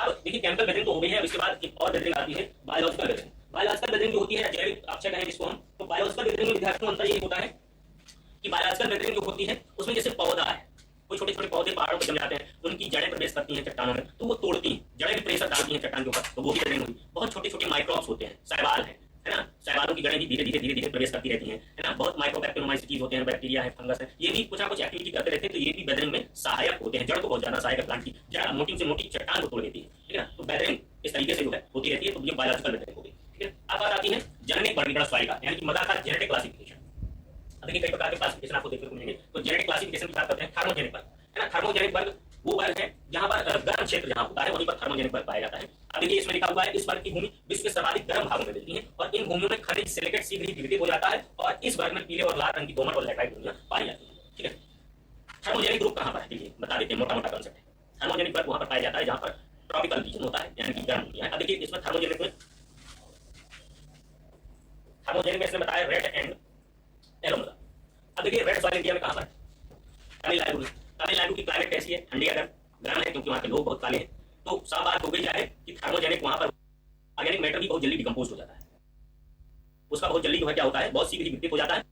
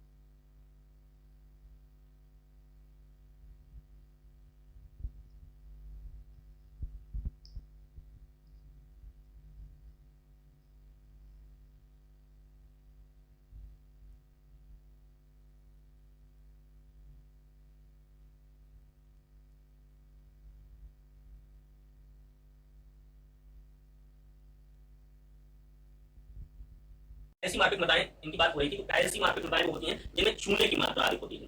जिन मृदाओं में चूने की मात्रा अधिक होगी, लेकिन क्वार्ट्ज सॉइल कहां पर पाई जाएगी? जो फाइटोजेनिक मृदाएं हैं, क्योंकि टेम्परेचर कम है, ठीक है, टेम्परेचर कम है, सिलिका का अपक्षय नहीं हो पा रहा है, यानी डिकम्पोजिशन नहीं हो पा रहा है, विघटन नहीं हो पा रहा है, और धीमी गति से होता है या तो, है ना, और साथ साथ में जो ऑर्गेनिक मैटर है उसका भी डिकम्पोजिशन बहुत तेजी से नहीं हो पाता है, ठीक है, ठीक है, या चूना की मात्रा अधिक होती है, वो कैसी मार्केट मृदाएं कहलाती है। आगे देखेंगे, आगे विद्यार्थियों हाइड्रोजेनिक और साथ में हाइड्रोजेनिक मृदा। हाइड्रोजेनिक का मतलब होता है जिसमें सोडियम की मात्रा अधिक होती है। इसकी मात्रा अधिक हो सोडियम की, इस वर्ग में सोडियम की मात्रा सर्वाधिक होती है, इस कारण यह मृदाएं क्षारीय प्रवृत्ति की होती है। ये और पॉइंट इसका है कि ये मृदाएं जो है कैसी होती हैं, क्षारीय यानी कि अल्कलाइन नेचर की होती है। यानी कि एक बात में और समझ में आ गई है कि जिन मृदाओं में सोडियम होगी, जिन मृदाओं में सोडियम होगी वो मृदाएं हमारी कैसी होंगी, क्षारीय नेचर की होंगी, यानी और जिनमें फास्फोरस अधिक होगा वो अम्लीय नेचर की होंगी, है ना। कुछ मोटा मोटा सिद्धांत आप पकड़ते चलिए, तो इनको हम कहते हैं हेलोजेनिक मृदाएं। हेलोजेनिक मृदाओं में क्या होता है, सोडियम की मात्रा अधिक होती है, तो लिखा हुआ है इस वर्ग में सोडियम की मात्रा जो होती है सर्वाधिक होती है, इस कारण यह मृदाएं क्षारीय प्रवृत्ति की होती है, यानी कि अल्कलाइन नेचर की होती है। अगर हम इसके बाद बात करें तो हाइड्रोजेनिक वर्ग, और हाइड्रोजेनिक वर्ग में टुंड्रा प्रदेश की मृदाएं आती हैं, यानी कि ठंडे क्षेत्रों की मृदाएं आती हैं, तो हम कहेंगे हाइड्रोजेनिक सॉइल्स, ठीक है। तो ये आपने जो है जेनेटिक क्लासिफिकेशन मृदाओं का भी देख लिया, ठीक है। तो आज हमने आपको पढ़ाया विद्यार्थियों, पहला पॉइंट बताया था आपने, आपको हमने खनिजों के विषय में क्ले खनिजों के विषय में बात की। क्ले में हमने आपको पार्टिकल्स की बात की, है ना, पार्टिकल्स का आकार बताया कितना माइक्रोन का होता है, मोनोलाइट, इलाइट और केल्विनाइट सबसे छोटा। अब इसलिए सरफेस एरिया जो था वो सबसे ज्यादा हो इलाइट की, उसके बाद क्यों है 20 है इसमें से।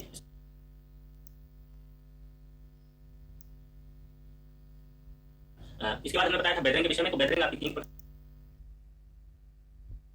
टूट जाती है, कुछ सवाल है माइक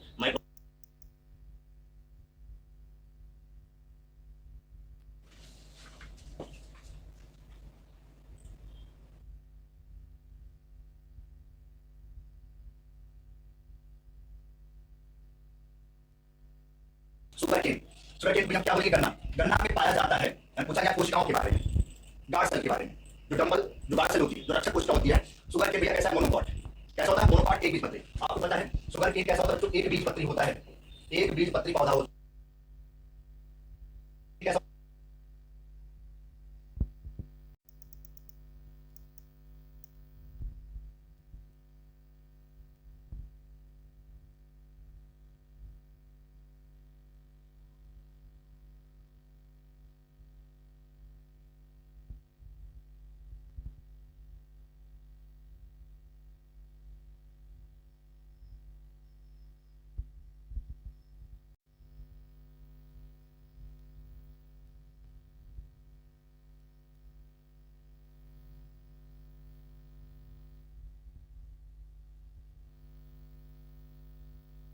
पाया जाता है। पूछा गया कोशिकाओं के बारे में, गार्ड सेल के बारे में, जो डंबल जो गार्ड सेल होती है, जो रक्षक कोशिका होती है। सुगरकेन भैया कैसा मोनोकॉट, कैसा होता है मोनोकॉट, एक बीजपत्री। आपको पता है सुगरकेन कैसा होता है, जो एक बीजपत्री होता है, एक बीजपत्री पौधा होता है, मतलब मोनोकॉट प्लांट होता है, मोनोकॉट। और आपको पता है मोनोकॉट प्लांट में जो गार्ड सेल होती है, जबरदस्त सेल, जबरदस्त क्वेश्चन है ये। गार्ड सेल जो रक्षक कोशिका होती है, वो किस आकार की होती है बच्चों, वो डमरू के आकार की होती है, डंबल के आकार की। डंबल के आकार की मतलब आपने देखा होगा डंबल जो लोग जिम करते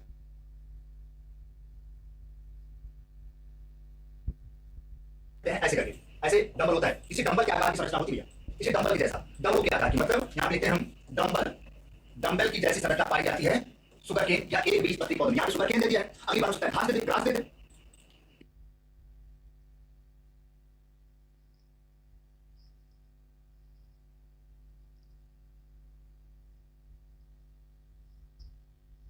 तो देखो भाई सुगरकेन जो घास कटेगा आंसर बदल गया, क्वेश्चन बदल गया, आंसर तो वही रहा ना। ठीक है, तो चाहे सुगरकेन बोले चाहे घास बोले, उसमें जो गार्ड सेल होती है, जो रक्षक कोशिका होती है, उसका आकार इसी डमरू के आकार का होता है, डंबल के आकार का। और अगर दो बीजपत्री पूछ दे डाइकॉट में, तो बच्चों बीन से, बीन्स के आकार की संरचना होती है, बीन से की होती है। ये भी आपके लिए इंपॉर्टेंट है। दो बीजपत्री में बीन्स के आकार की गार्ड सेल पाई जाती है, एक बीजपत्री में डमरू के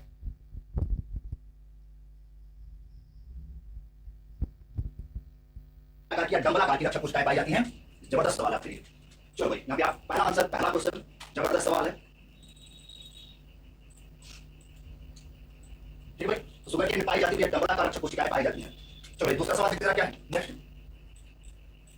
देखा बच्चों, बाढ़ के बाद मृदा में बची जल क्या कहलाती है। जैसे मान लीजिए बाढ़ बिल्कुल आ गया, बाढ़ बिल्कुल आ गई, और बाढ़ बिल्कुल आते आते जब बाढ़ खत्म होगी तो बाकी जो रिमेनिंग जो बचा हुआ पानी होगा, बाढ़ के जाने के बाद जो बचा हुआ पानी होगा, उसे क्या कहते हैं। क्या है बाढ़ के बाद मृदा में बचा जल क्या कहलाता है। जबरदस्त सवाल है, जबरदस्त। उसे क्या बोलेंगे, उसे बोलते हैं जो फील्ड कैपेसिटी। क्या बोलेंगे, फील्ड कैपेसिटी के नाम से जाना जाता है। तो क्या बोलेंगे उसे फील्ड कैपेसिटी के नाम से जानते हैं। मतलब बाढ़ के बाद मृदा में जो बचा जल हो जाता है, उस भैया उसको क्या बोलेंगे, फील्ड कैपेसिटी के नाम से जानते हैं। तीसरा आंसर यहाँ पे सही हो जाएगा। क्या बोलेंगे भाई, फील्ड कैपेसिटी के नाम से जानते हैं। ये बात आप अच्छे तरीके से याद रखिए।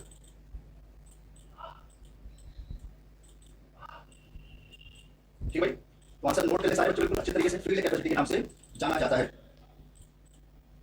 ठीक भाई, चलिए अगला सवाल देखते हैं क्या है।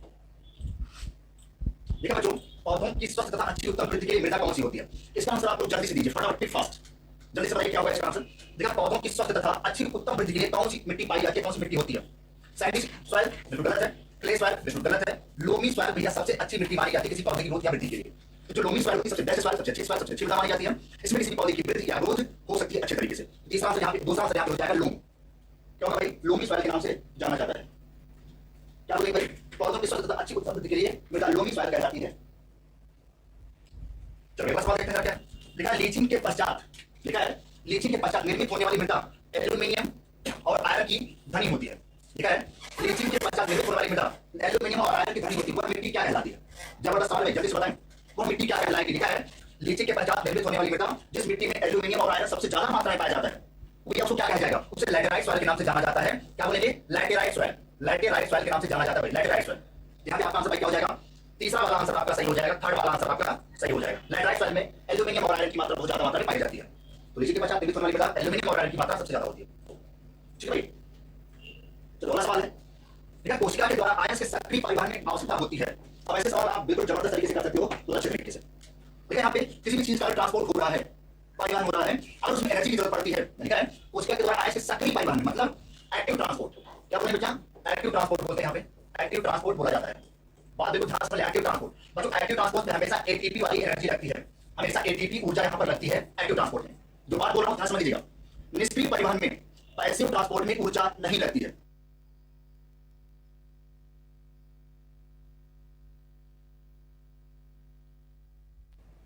एक्टिव ट्रांसपोर्ट में एनर्जी एटीपी के फॉर्म में लगती है, पैसिव परिवहन में एटीपी एनर्जी नहीं लगती है, फैसिलिटेटेड डिफ्यूजन में एटीपी एनर्जी नहीं लगती है। बात समझ आ रही?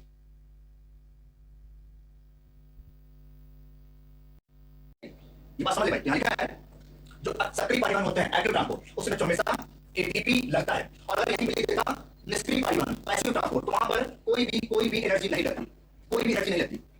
बात ध्यान समझ।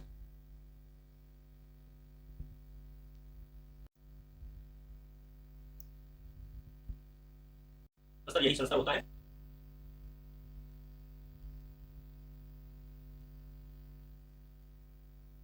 सारे बच्चों बिल्कुल अच्छे तरीके से उल्टे में तो इसको भी एक्टिव ट्रांसपोर्ट बोलेंगे। लेकिन जो निष्क्रिय परिवहन होता है, जो पैसिव ट्रांसपोर्ट होता है, उसमें जिधर पानी बह रहा है उधर मछलियां भी बढ़ती चली जाए। जैसे पानी इधर बह रहा है, पानी इधर बह रहा है और मछलियां भी इधर ही बह रहे हैं, तो जिधर पानी बह रहा है उधर मछलियां बहने की कोई एनर्जी नहीं लगेगी, बिल्कुल जिधर आराम से बिल्कुल तैरते चले जाओ। जिन बच्चों ने नदी में नहाया होगा, तालाब में नहाया होगा, नहर में नहाया होगा, उनको पता होगा जिधर पानी बह रहा है उधर तैरते चले जाओ, तो आपको एनर्जी लगानी पड़ती है, आप धीरे धीरे से करते तैरते चले जाएंगे। लेकिन अगर आपको उसी पानी जिधर बह रहा है नहर का पानी उसके अपोजिट डायरेक्शन में आपको आना तो आपको ताकत लगानी पड़ेगी, ऊर्जा लगानी पड़ेगी, एनर्जी लगानी पड़ेगी। तो जब आपको ताकत लगानी पड़ेगी तो एक्टिव हो गया, जब आपको ताकत नहीं लगानी पड़ेगी तो निष्क्रिय या पैसिव हो गया। ध्यान समझ लीजिए भाई, विश्वास आपका दूसरा हो जाएगा, सेकंड ऑप्शन करेक्ट हो जाएगा, सक्रिय परिवहन। चलो अगला सवाल देखते हैं क्या है। नेक्स्ट देखो बच्चों, अच्छी मृदा होती है, बढ़िया माटी कौन होती है? अच्छी मिट्टी कौन होती है? बताओ भाई, बताओ भाई, अच्छी मृदा कौन होती है? जल्दी से बताएं बच्चे, अच्छी मृदा कौन होती है? अच्छी मृदा कौन होती है भैया? अच्छी मृदा होती है जो कि जल को धीरे धीरे रिसने देती है, जो जल को आराम से रिसने दे, धीरे धीरे रिसने दे, जबरदस्त तरीके से। अच्छा सवाल है कि अच्छी मिट्टी हम किसको मानते हैं? जिसमें जल बिल्कुल आराम से रिसे, स्लोली रिसे, ठीक है भाई। तो जिसमें मिट्टी स्लोली रिसेगा तो उसे क्या बोलेंगे? अच्छी मिट्टी मानी जाती है, बढ़िया माटी मानी जाती है। सवाल देखते क्या है, ये भी सवाल जबरदस्त है। वातरंध्र और जलरंध्र, वातरंध्र को भैया क्या बोलेंगे? लेंटिसेल। क्या बोलेंगे? लेंटिसेल। क्या करें? और जलरंध्र को भैया क्या बोलेंगे? हाइड्रोथोर्स। हाइड्रोथोर्स बोला जाता है। क्या बोलेंगे? हाइड्रोथोर्स। बात समझ भैया, जबरदस्त। देखा, वातरंध्र और जलरंध्र, वातरंध्र और जलरंध्र दोनों लघु छेद हैं, छोटे छेद होते हैं, परंतु देखा इनके निम्न सामान्य लक्षण क्या है? भाई दोनों तो होते हैं, लेंटिसेल जो वातरंध्र वो पानी में पाया जाता है, जो जलरंध्र होता है वो पत्तियों में पाया जाता है, छेद तो दोनों में होते हैं, पर दोनों के सबसे सामान्य लक्षण क्या है? समझ लीजिए भाई, बहुत अच्छे सवाल है ये। यहाँ लिखा है दोनों का सामान्य होता है, दोनों का खुलना बंद होना नियंत्रित नहीं होता। मतलब इसको खुलना और बंद होने किसी चीज की नियंत्रण की आवश्यकता नहीं है, अपने आप खुलेगा अपने आप बंद होगा, अपने आप खुलेगा अपने आप बंद होगा। इंस्ट्रूमेंटा की बात नहीं हो रही भाई, हाइड्रोथोर्स की बात हो रही है, जलरंध्र की बात हो रही है, गैसेशन की बात हो रही है। यहाँ पे इंस्ट्रूमेंटा होता तो उसका मतलब अलग हो जाता, इंस्ट्रूमेंटा होता वातरंध्र होता उसका मतलब अलग हो जाता। यहाँ जलरंध्र है, यहाँ वातरंध्र मतलब क्या हो गया? लेंटिसेल, ठीक है भाई, उसका मतलब अलग हो गया। यहाँ लिखा है वातरंध्र को क्या बोलेंगे? अच्छा वातरंध्र को इंस्ट्रूमेंटा बोलेंगे, क्या हाइड्रोमेटा बोलेंगे? ये तो बोलेंगे क्या बोलेंगे भाई? लेंटिसेल नहीं होगा, यहाँ पे क्या हो गया? वातरंध्र हो जाएगा। तो यहाँ पे किसको डिपेंड करता है ये? हमेशा किसको डिपेंड करेगा ये? देखते हैं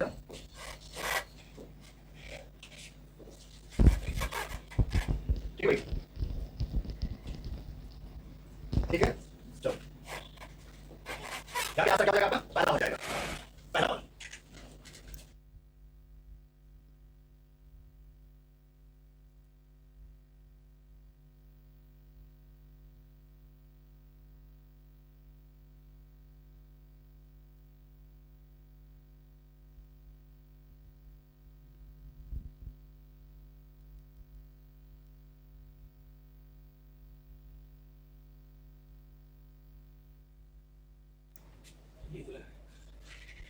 सवाल देखते हैं। लिखा है जल अणुओं के कोशिका भित्ति के आकर्षण बल को क्या कहते हैं? लिखा है जल अणुओं के लिए कोशिका भित्ति के आकर्षण बल को क्या कहते हैं? अगर यहाँ पे देखेंगे दो टाइप के फोर्स होते हैं, एक होता है कोहेशन फोर्स और एक होता है एडिशन फोर्स। आपने देखा होगा, एक होता है ससंजन बल और एक होता है आसंजन बल, ठीक है। तो जब दो अणुओं के मध्य लगने वाला जो दो समान अणुओं के मध्य, जब दो समान अणुओं के मध्य कोई फोर्स लगता है, अट्रैक्शन होता है, फोर्स ऑफ अट्रैक्शन होता है, उसे क्या बोलेंगे? उसे बोलते हैं ससंजन बल। और जब दो डिफरेंट, यहाँ पे दो तरह का लिखा है, पहला तो यहाँ पे जल के कण, वाटर के मॉलिक्यूल्स, और दूसरा आप देखिएगा कोशिका भित्ति, इसके अंदर कोई मॉलिक्यूल्स होंगे, तो दो अलग हो गए, दो डिफरेंट हो गए। यहाँ लिखा है जल अणुओं के लिए कोशिका भित्ति के आकर्षण बल को क्या कहते हैं। तो आप देखेंगे ऑप्शन में भैया जीवन द्रव्य तो कभी नहीं होगा, क्या प्लाज्मोलिसिस होता है, बिल्कुल गलत है। अगर हम ऑस्मोटिक प्रेशर बोलेंगे, बिल्कुल गलत है। दिक्कत केवल दो है, आसंजन बल या आसंजन बल, दूसरा है ससंजन बल। तो आप यहाँ समझ सकते हैं दो अलग है, ये अलग है, ये क्या भी है, बिल्कुल अलग है। और आप देखेंगे जब दोनों का अट्रैक्शन होगा भैया उसे क्या बोलेंगे, आसंजी बल के नाम से जाना जाता है। पहला आंसर बिल्कुल सही हो जाएगा, करेक्ट हो जाएगा। ठीक है भाई, बिल्कुल आसान सा सवाल है। ऐसे क्वेश्चन आपके एग्जाम में आएंगे, चीजें आप आसान तरीके से कर सकते हो। अगर यहाँ पे लिखेगा in between two water molecules the attraction of the force is known, मतलब बोल सकता है ऐसा बना सकता है क्वेश्चन। अगर आसंजी दिया तो आसंजी पूछा सकता है एग्जाम में। तो आप इसको देख लीजिए, इसका आंसर आपका पहला हो गया, नोट कर लें, आगे चलते हैं।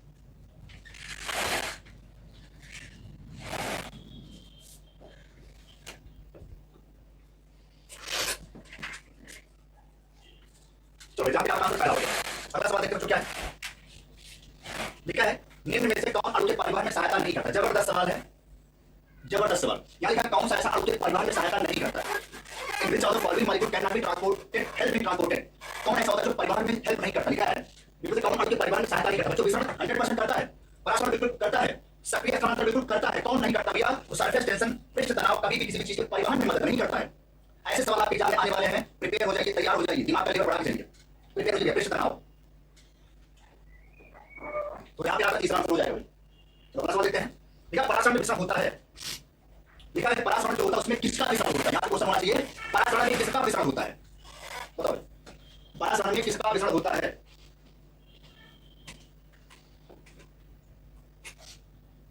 बताओ भाई, परासरण में किसका विषम होता है। विलय का, बिल्कुल गलत। स्वतंत्र ऊर्जा तो कभी नहीं होगा, विलय और विलय का बिल्कुल नहीं। ठीक है, यहाँ पे अगर कोई भी परासरण हो रहा है उसमें किसका विषम होगा ये बात पूछा गया। आपको पता है किसी भी चीज के अंदर कोई सेल है, या तो उसके अंदर क्या आएगा, या तो वाटर आएगा, या तो उसके बाहर क्या जाएगा, वाटर जाएगा। सेल के अंदर एक ही कंडीशन होती है, या तो जल अंदर है या तो जल बाहर जाए। और आपको पता है किसी भी सेल के अंदर अप्रोक्सीमेटली 75% पानी प्रेजेंट होता है, 75%। किसी बॉडी के अंदर, ये एवरी सेल की बात है। तो हमेशा वहां भैया किसका होगा, जल का माना जाता है, वाटर का मानते भैया, क्या मानेंगे, वाटर का, H2O का। ठीक है, तो यहाँ पे तीसरा आंसर आपका हो जाएगा कि परासरण में किसका विषम होता है बच्चों, जल का होता है भाई, जल का होता है। किसका होगा भाई, तो जल का होता है, वाटर का होता है। चलो अगला सवाल देखते हैं, नेक्स्ट क्या है भाई, लिखा बच्चों अर्ध पारगम्य झिल्ली द्वारा संचरण कहलाता है, सेमी परमिएबल मेम्ब्रेन। अर्ध पारगम्य मतलब क्या होता है, सेमी परमिएबल। अर्ध पारगम्य झिल्ली द्वारा संचरण कहलाता है। बच्चों ध्यान से समझ बात, जो पुराने स्टूडेंट हैं भैया पूरे अच्छे तरीके से परिवहन पढ़ के चलिएगा, जो पुराने स्टूडेंट हैं। बाकी मैं कराया हूं क्वेश्चन, जो पुराने वाले वो नोट्स को फॉलो करते चले, उसको पढ़ते चले। मैंने यहाँ पे बहुत सारी चीजें आपको बता रखी है, तो बिल्कुल याद करके चलिए, जबरदस्त तरीके का 50 में 50 करके ही आना, रुकना बिल्कुल नहीं। तो अगर आप बाइबल 50 में 50 नहीं कर पाए तो आपके समझ में कहीं आपसे गलती जरूर हो गई है। ठीक है भाई, चलिए यहाँ लिखा है अर्ध पारगम्य झिल्ली द्वारा संचरण क्या कहलाता है। जल्दी से आंसर बताएं सारे बच्चे फटाफट, ठीक फास्ट, जल्दी से बताओ भाई।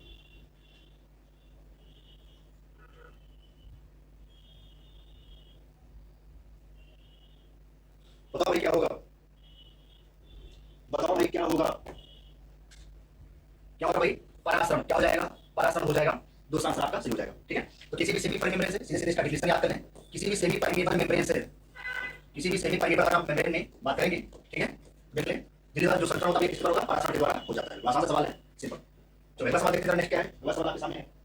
ठीक भाई, यहाँ लिखा है उच्च सांद्रता से निम्न सांद्रता की ओर। जरूर याद करके जाओ भाई, बार बार बता रहा हूँ, क्वेश्चन फंसेगा। देखो भाई फिर से बता रहा हूँ, यहाँ मैं लिखाऊंगा पैसिव ट्रांसपोर्ट, निष्क्रिय परिवहन, पैसिव ट्रांसपोर्ट बोला जा रहा है, पैसिव ट्रांसपोर्ट। ठीक है, दूसरा करेगा भाई विसरण। क्या बोलेंगे, विसरण, डिफ्यूजन, जो डिफ्यूजन होगा भैया, डिफ्यूजन।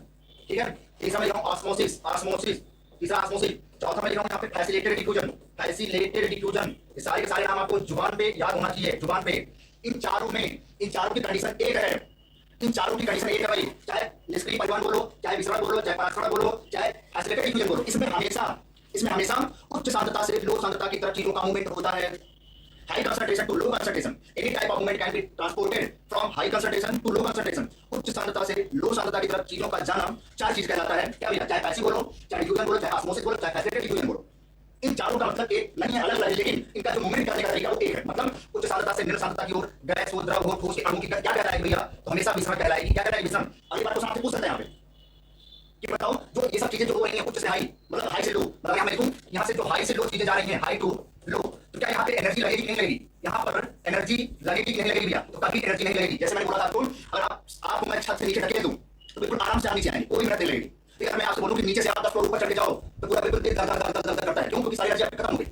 जैसे बोलता हूँ जिधर नदी बह रही है, जिधर क्या बोलते हैं नहर का पानी बह रहा है, अगर आप कुछ हिस्सा में तैरेंगे तो आप एक्टिव या सक्रिय परिवहन में एनर्जी लगती है। सिंपल कॉन्सेप्ट है, आप समझ सकते हैं चीजों को। अगर आपने बेस अपील किया हो तो आप फील नहीं करते हो, फिर तो आप किसी और चीज में करने लगते हो। बट जो रियल बात है वो आपकी बॉडी के ऊपर एक्सपेरिमेंट है, आप अपने ऊपर एक्सपेरिमेंट करिए, बायो आपको समझ आ जाएगी। ठीक है, चलिए। तो यहाँ पे आपके पास भी क्या जाएगा, रिजल्ट भी दिया है। ठीक है, चलो अगला सवाल देखते हैं क्या नेक्स्ट। अगला भाई क्या है, चलो भाई देखा, किसी क्रिया में पादप कोश का जीव द्रव्य कुंचित होती है, मतलब यहाँ पे हो जाता है प्लाज्मोलिसिस।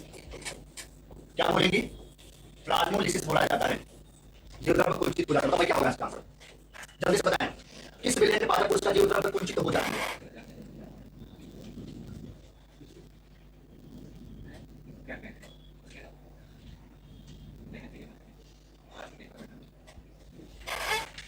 बताओ भाई क्या होगा,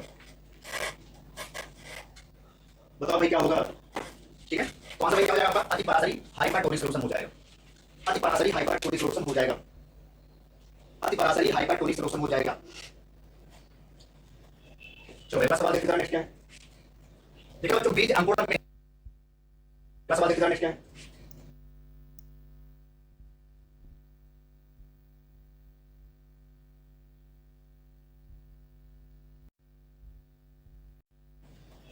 चलो एक सवाल देखते हैं नेक्स्ट क्या है। देखो जो बीज अंकुरण में प्रथम क्रिया होती है, जबरदस्त सवाल, बढ़िया सवाल। लोग गाँव कहते हैं बरसात हो रही है, दरवाजा घर का खुल गया है, बंद नहीं हो रहा है। लोग कहते हैं ना, पापा बुलाते हैं, मम्मी बुलाती है, पापा बच्ची सुनते हो, बरसात हो रही है, दरवाजा बंद नहीं हो रहा, घर वाले छूट जाते हैं, दरवाजा बंद नहीं होता। तो ऐसा सुना होगा, देखा होगा, गाँव में ऐसा होता है सर। तो उसका रीजन भैया क्या होता है, इम्बिबिशन। क्या होता है, इम्बिबिशन। सिर्फ वही लिखा है, बीज अंकुरण में प्रथम क्रिया क्या होती है भैया, इम्बिबिशन। क्या होगा भैया, अंतर शोषण। उससे बोलेंगे इम्बिबिशन। बच्चों सेलेक्ट होना है तो रट के जाना ये क्वेश्चन, चाहिए 6-7 अगस्त को। अगर चाहते हो 6 और 7 अगस्त को पेपर बढ़िया हो तो बिल्कुल ऐसे क्वेश्चन से बच के जाना, क्योंकि जो नहीं पता होगा वो तुरंत लगाएगा सक्रिय परिवहन, अवशोषण, परासरण सब लगाएंगे। किसी का दिमाग यहाँ जाएगा नहीं अंतर शोषण का। तो क्वेश्चन पूछ जाता है, जब बरसात होती है तो दरवाजा खुल जाता है, क्यों, अंतर शोषण। जब बीज को अंकुरण होता है तो सबसे पहली अवस्था क्या होती है, अंतर शोषण। क्या हो भाई, अंतर शोषण। चलो भाई अगला सवाल देखते हैं नेक्स्ट। लिखा है कौन से बीज अधिक अंतर शोषण दाब प्रदर्शित करते हैं।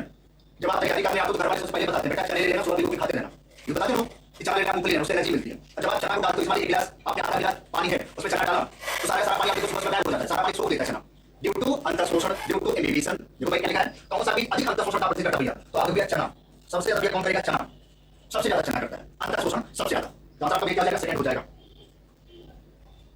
सेकंड आंसर बिल्कुल सही हो जाएगा। चलो 14 सवाल देखते हैं। देखा, आसुत जल में निमग्न कोशिकाएं हो जाती हैं। और किसी भी आसुत जल में आप किसी भी सेल को डाल देते हो, कोई डिस्टिल वाटर है, आसुत जल है, उसमें आप कोशिका को डाल दीजिए, उसके बाद रिजल्ट क्या होगा, फटाफट बताओ भाई। स्थिति शिथिल द्रव्य कुंचित अपारगम, जल्दी बताओ।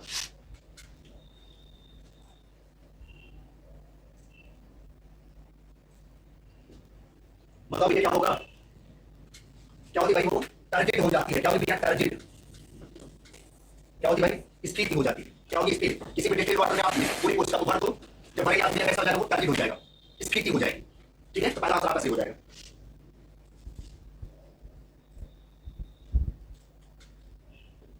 चलो अगला सवाल देखते हैं क्या है। देखा बच्चों, किसमें सबसे अधिक अंतर शोषण की क्षमता होती है, क्वेश्चन कई बार पूछा गया है कि सबसे ज्यादा अंतर शोषण किसमें होता है, सबसे मैक्सिमम अंतर शोषण किसमें होता है भैया, किसमें होगा सबसे ज्यादा बच्चों, प्रोटीन में होता है। इसमें होगा भाई, सबसे ज्यादा बच्चों किसमें होता है, प्रोटीन में होता है, सबसे ज्यादा प्रोटीन में होता है। आपकी बुक में जो सवाल दिया, आपकी बुक किताब में जो क्वेश्चन दिया है पीछे, उस सारे क्वेश्चन पे पूरा रट जाओ भाई, सारे क्वेश्चन को लगा जाओ जो आपकी किताब में दिया गया क्वेश्चन, सब क्वेश्चन पूरा रट जाओ, आप जुबान पर होना चाहिए। आप टाइम बिल्कुल नहीं है। क्या हो जाएगा, सबसे अधिक जो इम्बिबिशन अंतर शोषण होता है वो प्रोटीन के द्वारा किया जाता है, सबसे ज्यादा प्रोटीन के द्वारा। तो सबसे अधिक अंतर शोषण प्रोटीन के द्वारा किया जाता है, सबसे ज्यादा। क्या होती है, मतलब ये होता है कि जब वाष्पोत्सर्जन की दर बहुत ज्यादा हो जाए, वाष्पोत्सर्जन की दर बहुत ज्यादा हो जाए और पानी के अवशोषण की दर कम हो जाए। याद रखिए भाई, जब वाष्पोत्सर्जन बहुत ज्यादा मात्रा में होने लगे और पानी कम अवशोषित हो तो उसे क्या बोलते हैं, ब्रेकिंग, उसे बोलते हैं म्लान। ये समझ लें, बोला कि यहाँ पे जो म्लानी पाई जाती है, क्या होता है उसमें, उसमें क्या होता है, जब वाष्पोत्सर्जन की दर अवशोषण से अधिक हो जाए, मतलब अवशोषण का किसका, पानी का, पानी के अवशोषण से वाष्पोत्सर्जन की दर बहुत ज्यादा हो जाए, मतलब 1 लीटर पानी अवशोषित कर रहा है, उससे कई गुना ज्यादा वो बार-बार निकालने की कोशिश कर रहा है, तो वाष्पोत्सर्जन की दर अधिक हो जाएगी तो भैया उसको भैया क्या बोलते हैं, म्लानिया वृद्धि हो जाता है। पहला आंसर यहाँ पे सही हो जाएगा, पहला आंसर यहाँ पे सही हो जाएगा। चलो जल्दी से बताएं भाई।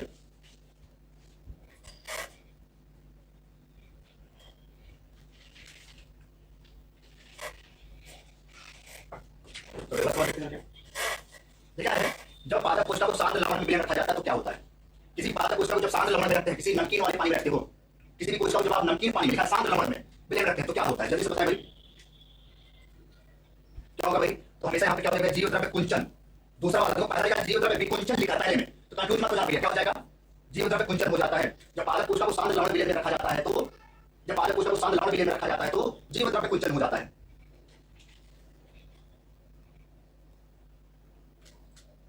याद करिए भाई क्या हो जाएगा, जीव द्रव्य कुंचन हो जाएगा। जो पहला सवाल है बीबी से बोला जाता है, बहुत जबरदस्त सवाल है। वर्षा के मौसम में घरों के दरवाजे किस कारण गीले हो जाते हैं भाई, तो अंतर शोषण। क्या होगा भाई, अंतर शोषण। वर्षा के मौसम में घरों के दरवाजे किस कारण गीले हो जाते हैं, अंतर शोषण के कारण गीले। लिखा है जीव द्रव्य कुंचन के कारण पादप कोशिका क्या हो जाती है भाई, जीव द्रव्य कुंचन के कारण प्लाज्मोलिसिस के कारण। तो याद कर लें इसे क्या बोलेंगे, प्लाज्मोलिसिस। क्या बोलेंगे, प्लाज्मोलिसिस बोला जाता है, प्लाज्मोलिसिस। क्या होता है भैया, इसमें जो कोशिकाएं होती है कैसे हो जाएंगी, बिल्कुल शिथिल हो जाती हैं, बिल्कुल ढीली पड़ जाती है, बिल्कुल शिथिल हो जाती है। ठीक है, तो बिल्कुल आराम से ये शिथिल हो जाएंगी। अगर आप इसका प्लाज्मोलिसिस करवा देंगे तो किसी भी चीज का प्लाज्मोलिसिस करवाओगे तो बिल्कुल ढीली पड़ जाती है, शिथिल हो जाती है।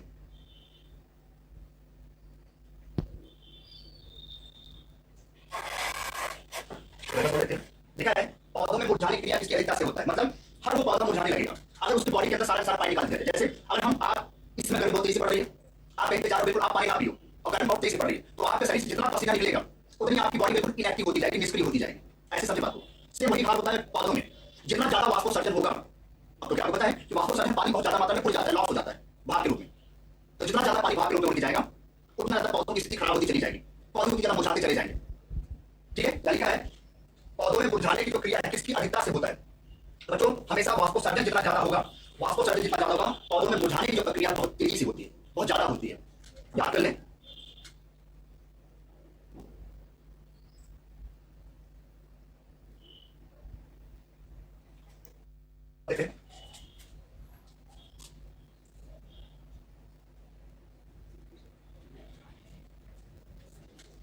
लिखा हुआ जिससे जल कोशिका प्रवेश होता है, लिखा है वह दाब जिससे जल कोशिका में प्रवेश होता है। यहाँ से मान लीजिए कोई सेल है, कोई सेल है। अब अगर सेल बिल्कुल सेल से वाटर को पानी को वाटर से कहां पे किसी सेल के अंदर आना है, इसको कहां बिल्कुल अंदर आना है, तो जब ये अंदर आएगा तो उसके लिए क्या होती है, जो विसरण दाब नहीं होता है इसको बोलते हैं डीपीडी। क्या बोलते हैं भाई, डीपीडी। याद कर भैया, वह दाब जिससे कि जल कोशिका में प्रवेश होता है उसे क्या बोलते हैं बच्चों, उससे विसरण दाब नहीं होता, बोला जाता है, जरूर याद रखिए, डिफ्यूजन प्रेशर डेफिसिट।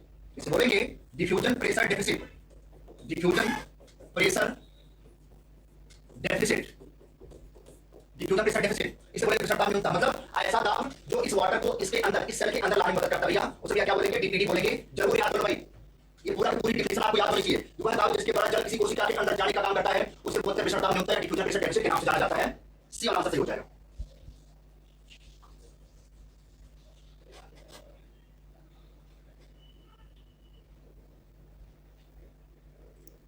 पर बढ़ता है, जैसे मान लीजिए कोई सेल है और इसमें आप क्या मिलाते हैं, चीनी, इसमें आप चीनी मिलाते जाइए, इसमें आप शुगर मिलाते जाइए। ये कोई सेल है, ये कोई क्या भाई सेल है कोई, और इसमें आप पानी मिलाते जाओ, पानी नहीं चीनी मिलाते जाओ, कोई भी विलेय मिलाते जाओ, कोई सॉल्यूट मिलाते जाओ। तो जितना आप मिलाते जाओगे जितना, उसमें उतना इसका ऑस्मोटिक प्रेशर बढ़ता चला जाएगा। इसका ऑस्मोटिक प्रेशर लगातार बढ़ता चला जाएगा, ऑस्मोटिक प्रेशर लगातार बढ़ता चला जाएगा, ऑस्मोटिक प्रेशर। तो कोशिका में विलेय मिलाने पर क्या बढ़ता है भैया, ऑस्मोटिक प्रेशर बढ़ जाता है। ठीक है, ऑस्मोटिक प्रेशर बढ़ेगा।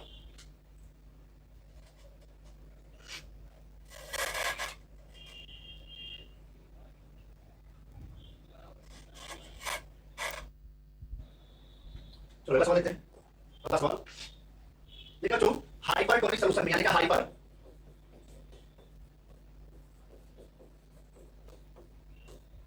सॉल्यूशन में, हाइपरटोनिक विलयन में कोशिका का जलीय विभव क्या होता है? कोशिका का जलीय विभव क्या होता है? हाइपरटोनिक विलयन में कोशिका का जलीय विभव क्या होगा? कोशिका का जलीय विभव क्या होगा? जल्दी बताओ। किसी भी हाइपरटोनिक विलयन में, अब लिखा है यहाँ पे, किसी भी हाइपरटोनिक विलयन में कोशिका का जो वाटर पोटेंशियल होगा वो लगातार क्या होता है, लगातार घटता चला जाता है, लगातार घटता चला जाता है, लगातार ये क्या होगा, घटता चला जाएगा। दूसरी बात, किसी भी शुद्ध जल का जो जल विभव होता है, बात समझ लें, शुद्ध जल का जल विभव सबसे मैक्सिमम होता है। किसी भी शुद्ध जल का जो जल विभव होता है सबसे मैक्सिमम माना जाता है, किसी भी शुद्ध जल का जल विभव सबसे मैक्सिमम। लेकिन कंडीशन क्या होगा, कंडीशन क्या है, जैसे मान लीजिए कोई बीकर लिया यहाँ पे, कोई बीकर, और हमने इसमें क्या भर दिया, कोई पानी भर दिया, ऐसे यहाँ पे पूरा वाटर भर दिया, और ये पूरा पूरा वाटर कैसा भी शुद्ध पानी है, प्योर वाटर है, प्योर वाटर। इस समय इसका जो वाटर पोटेंशियल होगा सबसे मैक्सिमम होगा, मतलब इस समय इसमें जो वाटर पोटेंशियल होगा जो होगा बिल्कुल वाटर पोटेंशियल WP सबसे मैक्सिमम पाया जाता है, सबसे मैक्सिमम। लेकिन अगर इसमें आप कोई भी सॉल्यूट मिलाएंगे, अगर आप इसमें कोई भी सॉल्यूट मिलाते हैं, जैसे आप चीनी मिला दीजिए, बालू मिला दीजिए, या कोई भी चीज मिला दो, ग्लूकोज मिला दो, जैसे आप इसमें इंटर कराएंगे उस जल का जल विभव क्या हो जाएगा, बिल्कुल कम होने लगेगा। मतलब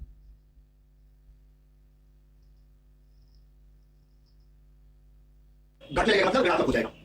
बस समझ लें, बिल्कुल मैंने बोला किसी भी शुद्ध जल का जल विभव सबसे ज्यादा होता है, सबसे मैक्सिमम, सबसे मैक्सिमम। लेकिन जैसे आप इसमें कोई चीज मिलाओगे, ये बात याद रखो, क्वेश्चन पूछेगा किसी भी शुद्ध जल का जल विभव कितना होता है, तो सबसे अधिक होता है। फिर बोलेगा कोई शुद्ध जल है, उसमें अगर आपको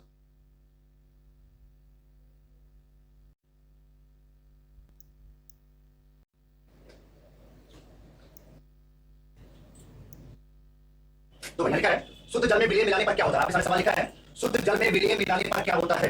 तो अच्छा सवाल, मैंने भी बताया आपको, कोई भी आप एक बीकर लीजिए, कोई भी आप गिलास लीजिए, उसमें आप शुद्ध पानी डालिए, शुद्ध पानी भर दीजिए बिल्कुल। जब तक ये बिल्कुल प्योर वाटर है, जब तक बिल्कुल प्योर वाटर या शुद्ध पानी है, प्योर वाटर है ये शुद्ध पानी, तब तक इसका जो वाटर पोटेंशियल होगा, वाटर जो पोटेंशियल होगा वो सबसे मैक्सिमम होगा, जो इसका जल विभव होगा सबसे ज्यादा होगा, सबसे अधिक होता है। ये पूछा जा सकता है आपसे, सबसे अधिक होता है। लेकिन यहाँ पूछा क्या है, अगर किसी भी शुद्ध जल में, ये तो प्योर वाटर था, बिल्कुल शुद्ध पानी, अब इसमें आपने क्या किया, बाहर से क्या मिला दिया, चीनी मिला दिया, या कोई भी और चीज आप मिला सकते हैं, ग्लूकोज मिला दीजिए, चीनी या ग्लूकोज या कुछ भी मिला दिया, ठीक है। जैसे आप मिलाएंगे ये इसका क्या हो जाएगा, शुद्ध जल में जो जल विभव होगा कैसा होने लगेगा, घटने लगेगा, कम होने लगेगा, मतलब जल विभव ऋणात्मक हो जाता है। जैसे आप मिलाएंगे, अब मिलाने के बाद क्या हो जाएगा भैया, जो प्योर वाटर था, जो शुद्ध पानी था, जो प्योर वाटर था, इसका भैया जो वाटर पोटेंशियल होगा वो कितना हो जाएगा भैया, निगेटिव हो जाता है, जल विभव निगेटिव हो जाता है। लिख ले पूरा का पूरा पॉइंट याद कर ले, जब तक आप नहीं मिलाएंगे तब तक शुद्ध रहेगा, बिल्कुल तो मैक्सिमम रहेगा।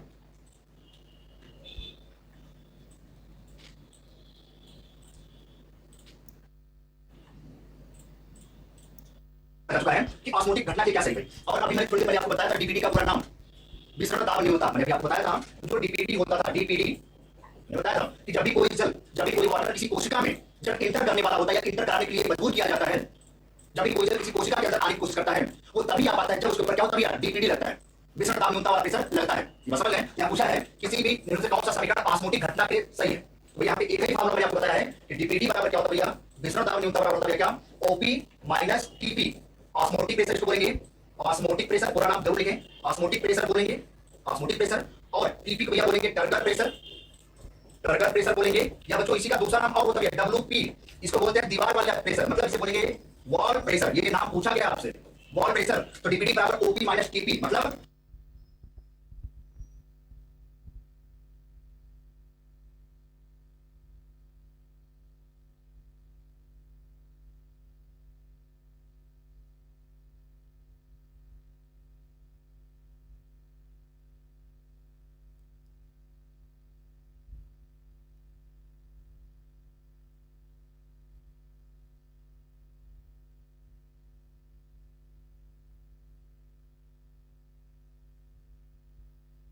आप विसरण दाब न्यूनता को कैसे निकालेंगे, आपको वैल्यू दे देगा, आपको कोई वैल्यू दे सकता है, जैसे मान लीजिए यहाँ पे कुछ और दे दे, यहाँ पे 15 दे दे, यहाँ पे 10 दे दे, तो आपको डीपीडी की वैल्यू पूछ सकता है। यहाँ पे समझ भाई, तो डीपीडी बराबर फॉर्मूला याद करके जाइए, डीपीडी बराबर ओपी माइनस टीपी, और एक फॉर्मूला याद करके आपको बताया था साई डब्ल्यू बराबर क्या होता था, यहाँ पे देखिए थोड़ा सा एक नाम और दिया, ठीक है, साई डब्ल्यू बराबर psi P plus psi S, ये फॉर्मूला भी याद करके जाइए, ये भी फॉर्मूला सामने है। साई डब्ल्यू बराबर क्या होगा, Sai P plus psi S, यहाँ पे क्या हो गया, ये वाटर पोटेंशियल हो जाएगा, ये प्रेशर पोटेंशियल हो जाएगा, ये सॉल्यूट पोटेंशियल हो जाएगा, ठीक है। मतलब यहाँ पे जल विभव प्रेशर मतलब दाब, वहां क्या विले, मतलब इसे बोलेंगे विले, विले बोलेंगे, इसे बोलेंगे प्रेशर या दाब बोल देंगे, दाब, और इसे बोल देंगे जल विभव।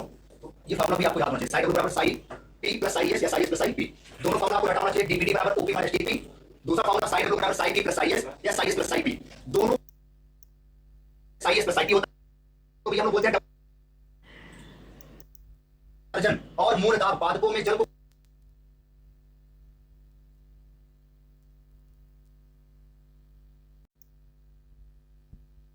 जल की विभव ऊर्जा को जल विभव कहा जाता है। आसान सवाल है।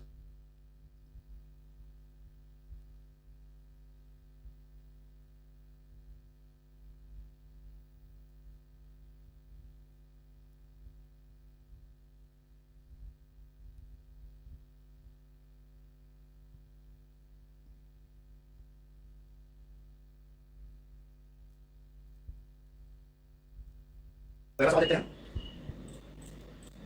देखिए बच्चों, वाष्पोत्सर्जन और मूल दाब पादपों में जल को कैसे चढ़ाता है, ये सवाल बहुत अच्छा है, बहुत बेहतरीन है। समझ ले, वाष्पोत्सर्जन का काम क्या होता है बच्चों, इसे क्रमशः खींचकर जल को खींचता, वाष्पोत्सर्जन के द्वारा जल खींचा जाता है, और मूल दाब रूट प्रेशर के द्वारा जल को धक्का दिया जाता है। जैसे क्या होता है, जैसे मान लीजिए हम कोई चीज खींचे और पीछे से कोई धक्का दे, जैसे ट्रैक्टर मालिक है, हम आगे से ट्रैक्टर को खींच रहे हैं तो खींचेंगे उसे और पीछे से कोई धक्का देगा, तो दोनों में अंतर है। खींचेंगे तो ठीक है, पीछे से कोई धक्का देगा। वैसे ही जो वाष्प सज्जन होता है वो जल को खींचता है, ऊपर की तरफ खींचता है, और जड़ों से जल को बिल्कुल धक्का लगाया जाता है इसके द्वारा, मूलदार के द्वारा, रूट प्रेशर के द्वारा। तो हमेशा धक्का लगाने का काम रूट प्रेशर करता है, मूलदार करता है, और पानी को ऊपर खींचने का काम वाष्प सज्जन ट्रांसप्रेशन के द्वारा किया जाता है। तो पहले खींचा जाएगा, उसके बाद धक्का दिया जाएगा। उससे पूछा गया है कि पहले क्या होता है, पहले खींचेंगे उसके बाद धक्का देंगे। वृक्षों में रसारोहण के लिए सर्वाधिक मान्यता प्राप्त स्पष्टीकरण क्या भैया? रसारोहण बहुत बार सवाल पूछा गया, ये एसेंट ऑफ सैप, इसको बोलते हैं ascent of SAP. Ascent of SAP बोला जाता है इसको, एसेंट ऑफ सैप बोला जाता है। वृक्षों में रसारोहण के लिए सर्वाधिक मान्यता प्राप्त स्पष्टीकरण क्या भैया? तो सबसे ज्यादा इसको डिक्सन और जोली ने दिया था। डिक्सन और जोली ने सबसे पहले डिक्सन का वाष्प सज्जन ससंजन सिद्धांत जो रसारोहण के लिए माना जाता है, बहुत बार सवाल पूछा जाता है बहुत बार। डिक्सन का वाष्प सज्जन ससंजन सिद्धांत, डिक्सन का वाष्प सज्जन ससंजन सिद्धांत वृक्षों में रसारोहण के लिए सर्वाधिक मान्यता प्राप्त होता है।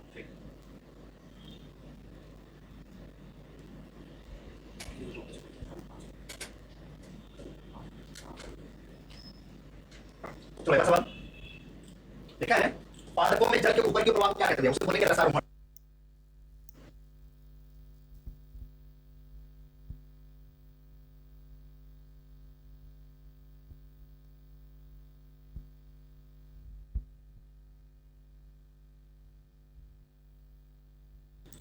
देखा बच्चों, रसारोहण एसेंट ऑफ सैप किसके बल के कारण होता है? जो पानी होता है जो ऊपर की तरफ चढ़ता चला जाता है, पानी नीचे से ऊपर की ओर चढ़ता चला जाता है, किसके प्रभाव में? बच्चों हमेशा वहां पर ससंजन बल लगता है, कोहेशन फोर्स लगता है, ससंजन बल लगता है। पानी के अंदर ससंजन बल लगा होता है, लगातार, क्योंकि वाटर मॉलिक्यूल्स के बीच में जो फोर्स लगता है वो ससंजन बल होता है। सेम अणु होते हैं ना वो, इसी वजह से लगातार पानी ऊपर की तरफ चढ़ता चला जाता है। तो एसेंट ऑफ सैप में, रसारोहण में जो बल लगता है वो ससंजन बल लगता है। कौन सा बल लगेगा भाई? ससंजन बल लगेगा।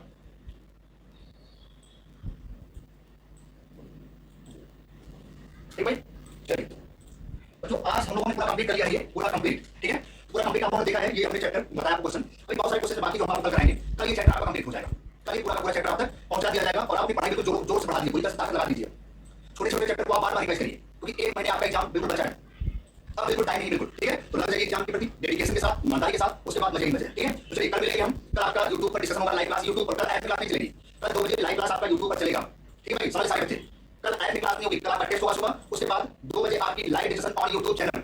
सभी बच्चों को शेयर करो, सब्सक्राइब करो, और जैसे लगता है यूट्यूब पर क्लास स्टार्ट होने से पहले इतना लाइक आना चाहिए, बिल्कुल कल बिल्कुल 1000 बच्चा कम से कम लाइव आना चाहिए, मैक्सिमम 1000 बच्चा। सभी लोग अपने व्हाट्सएप पे भेजो, फेसबुक पे चलाओ, सब जगह चलाओ, पूरा यूपी में वायरल करो भाई, हर जगह बिल्कुल शेयर करो, हर जगह शेयर करो, हर बच्चा फेसबुक पे जरूर शेयर करे। तो कल बिल्कुल 1000 बच्चा बिल्कुल लाइव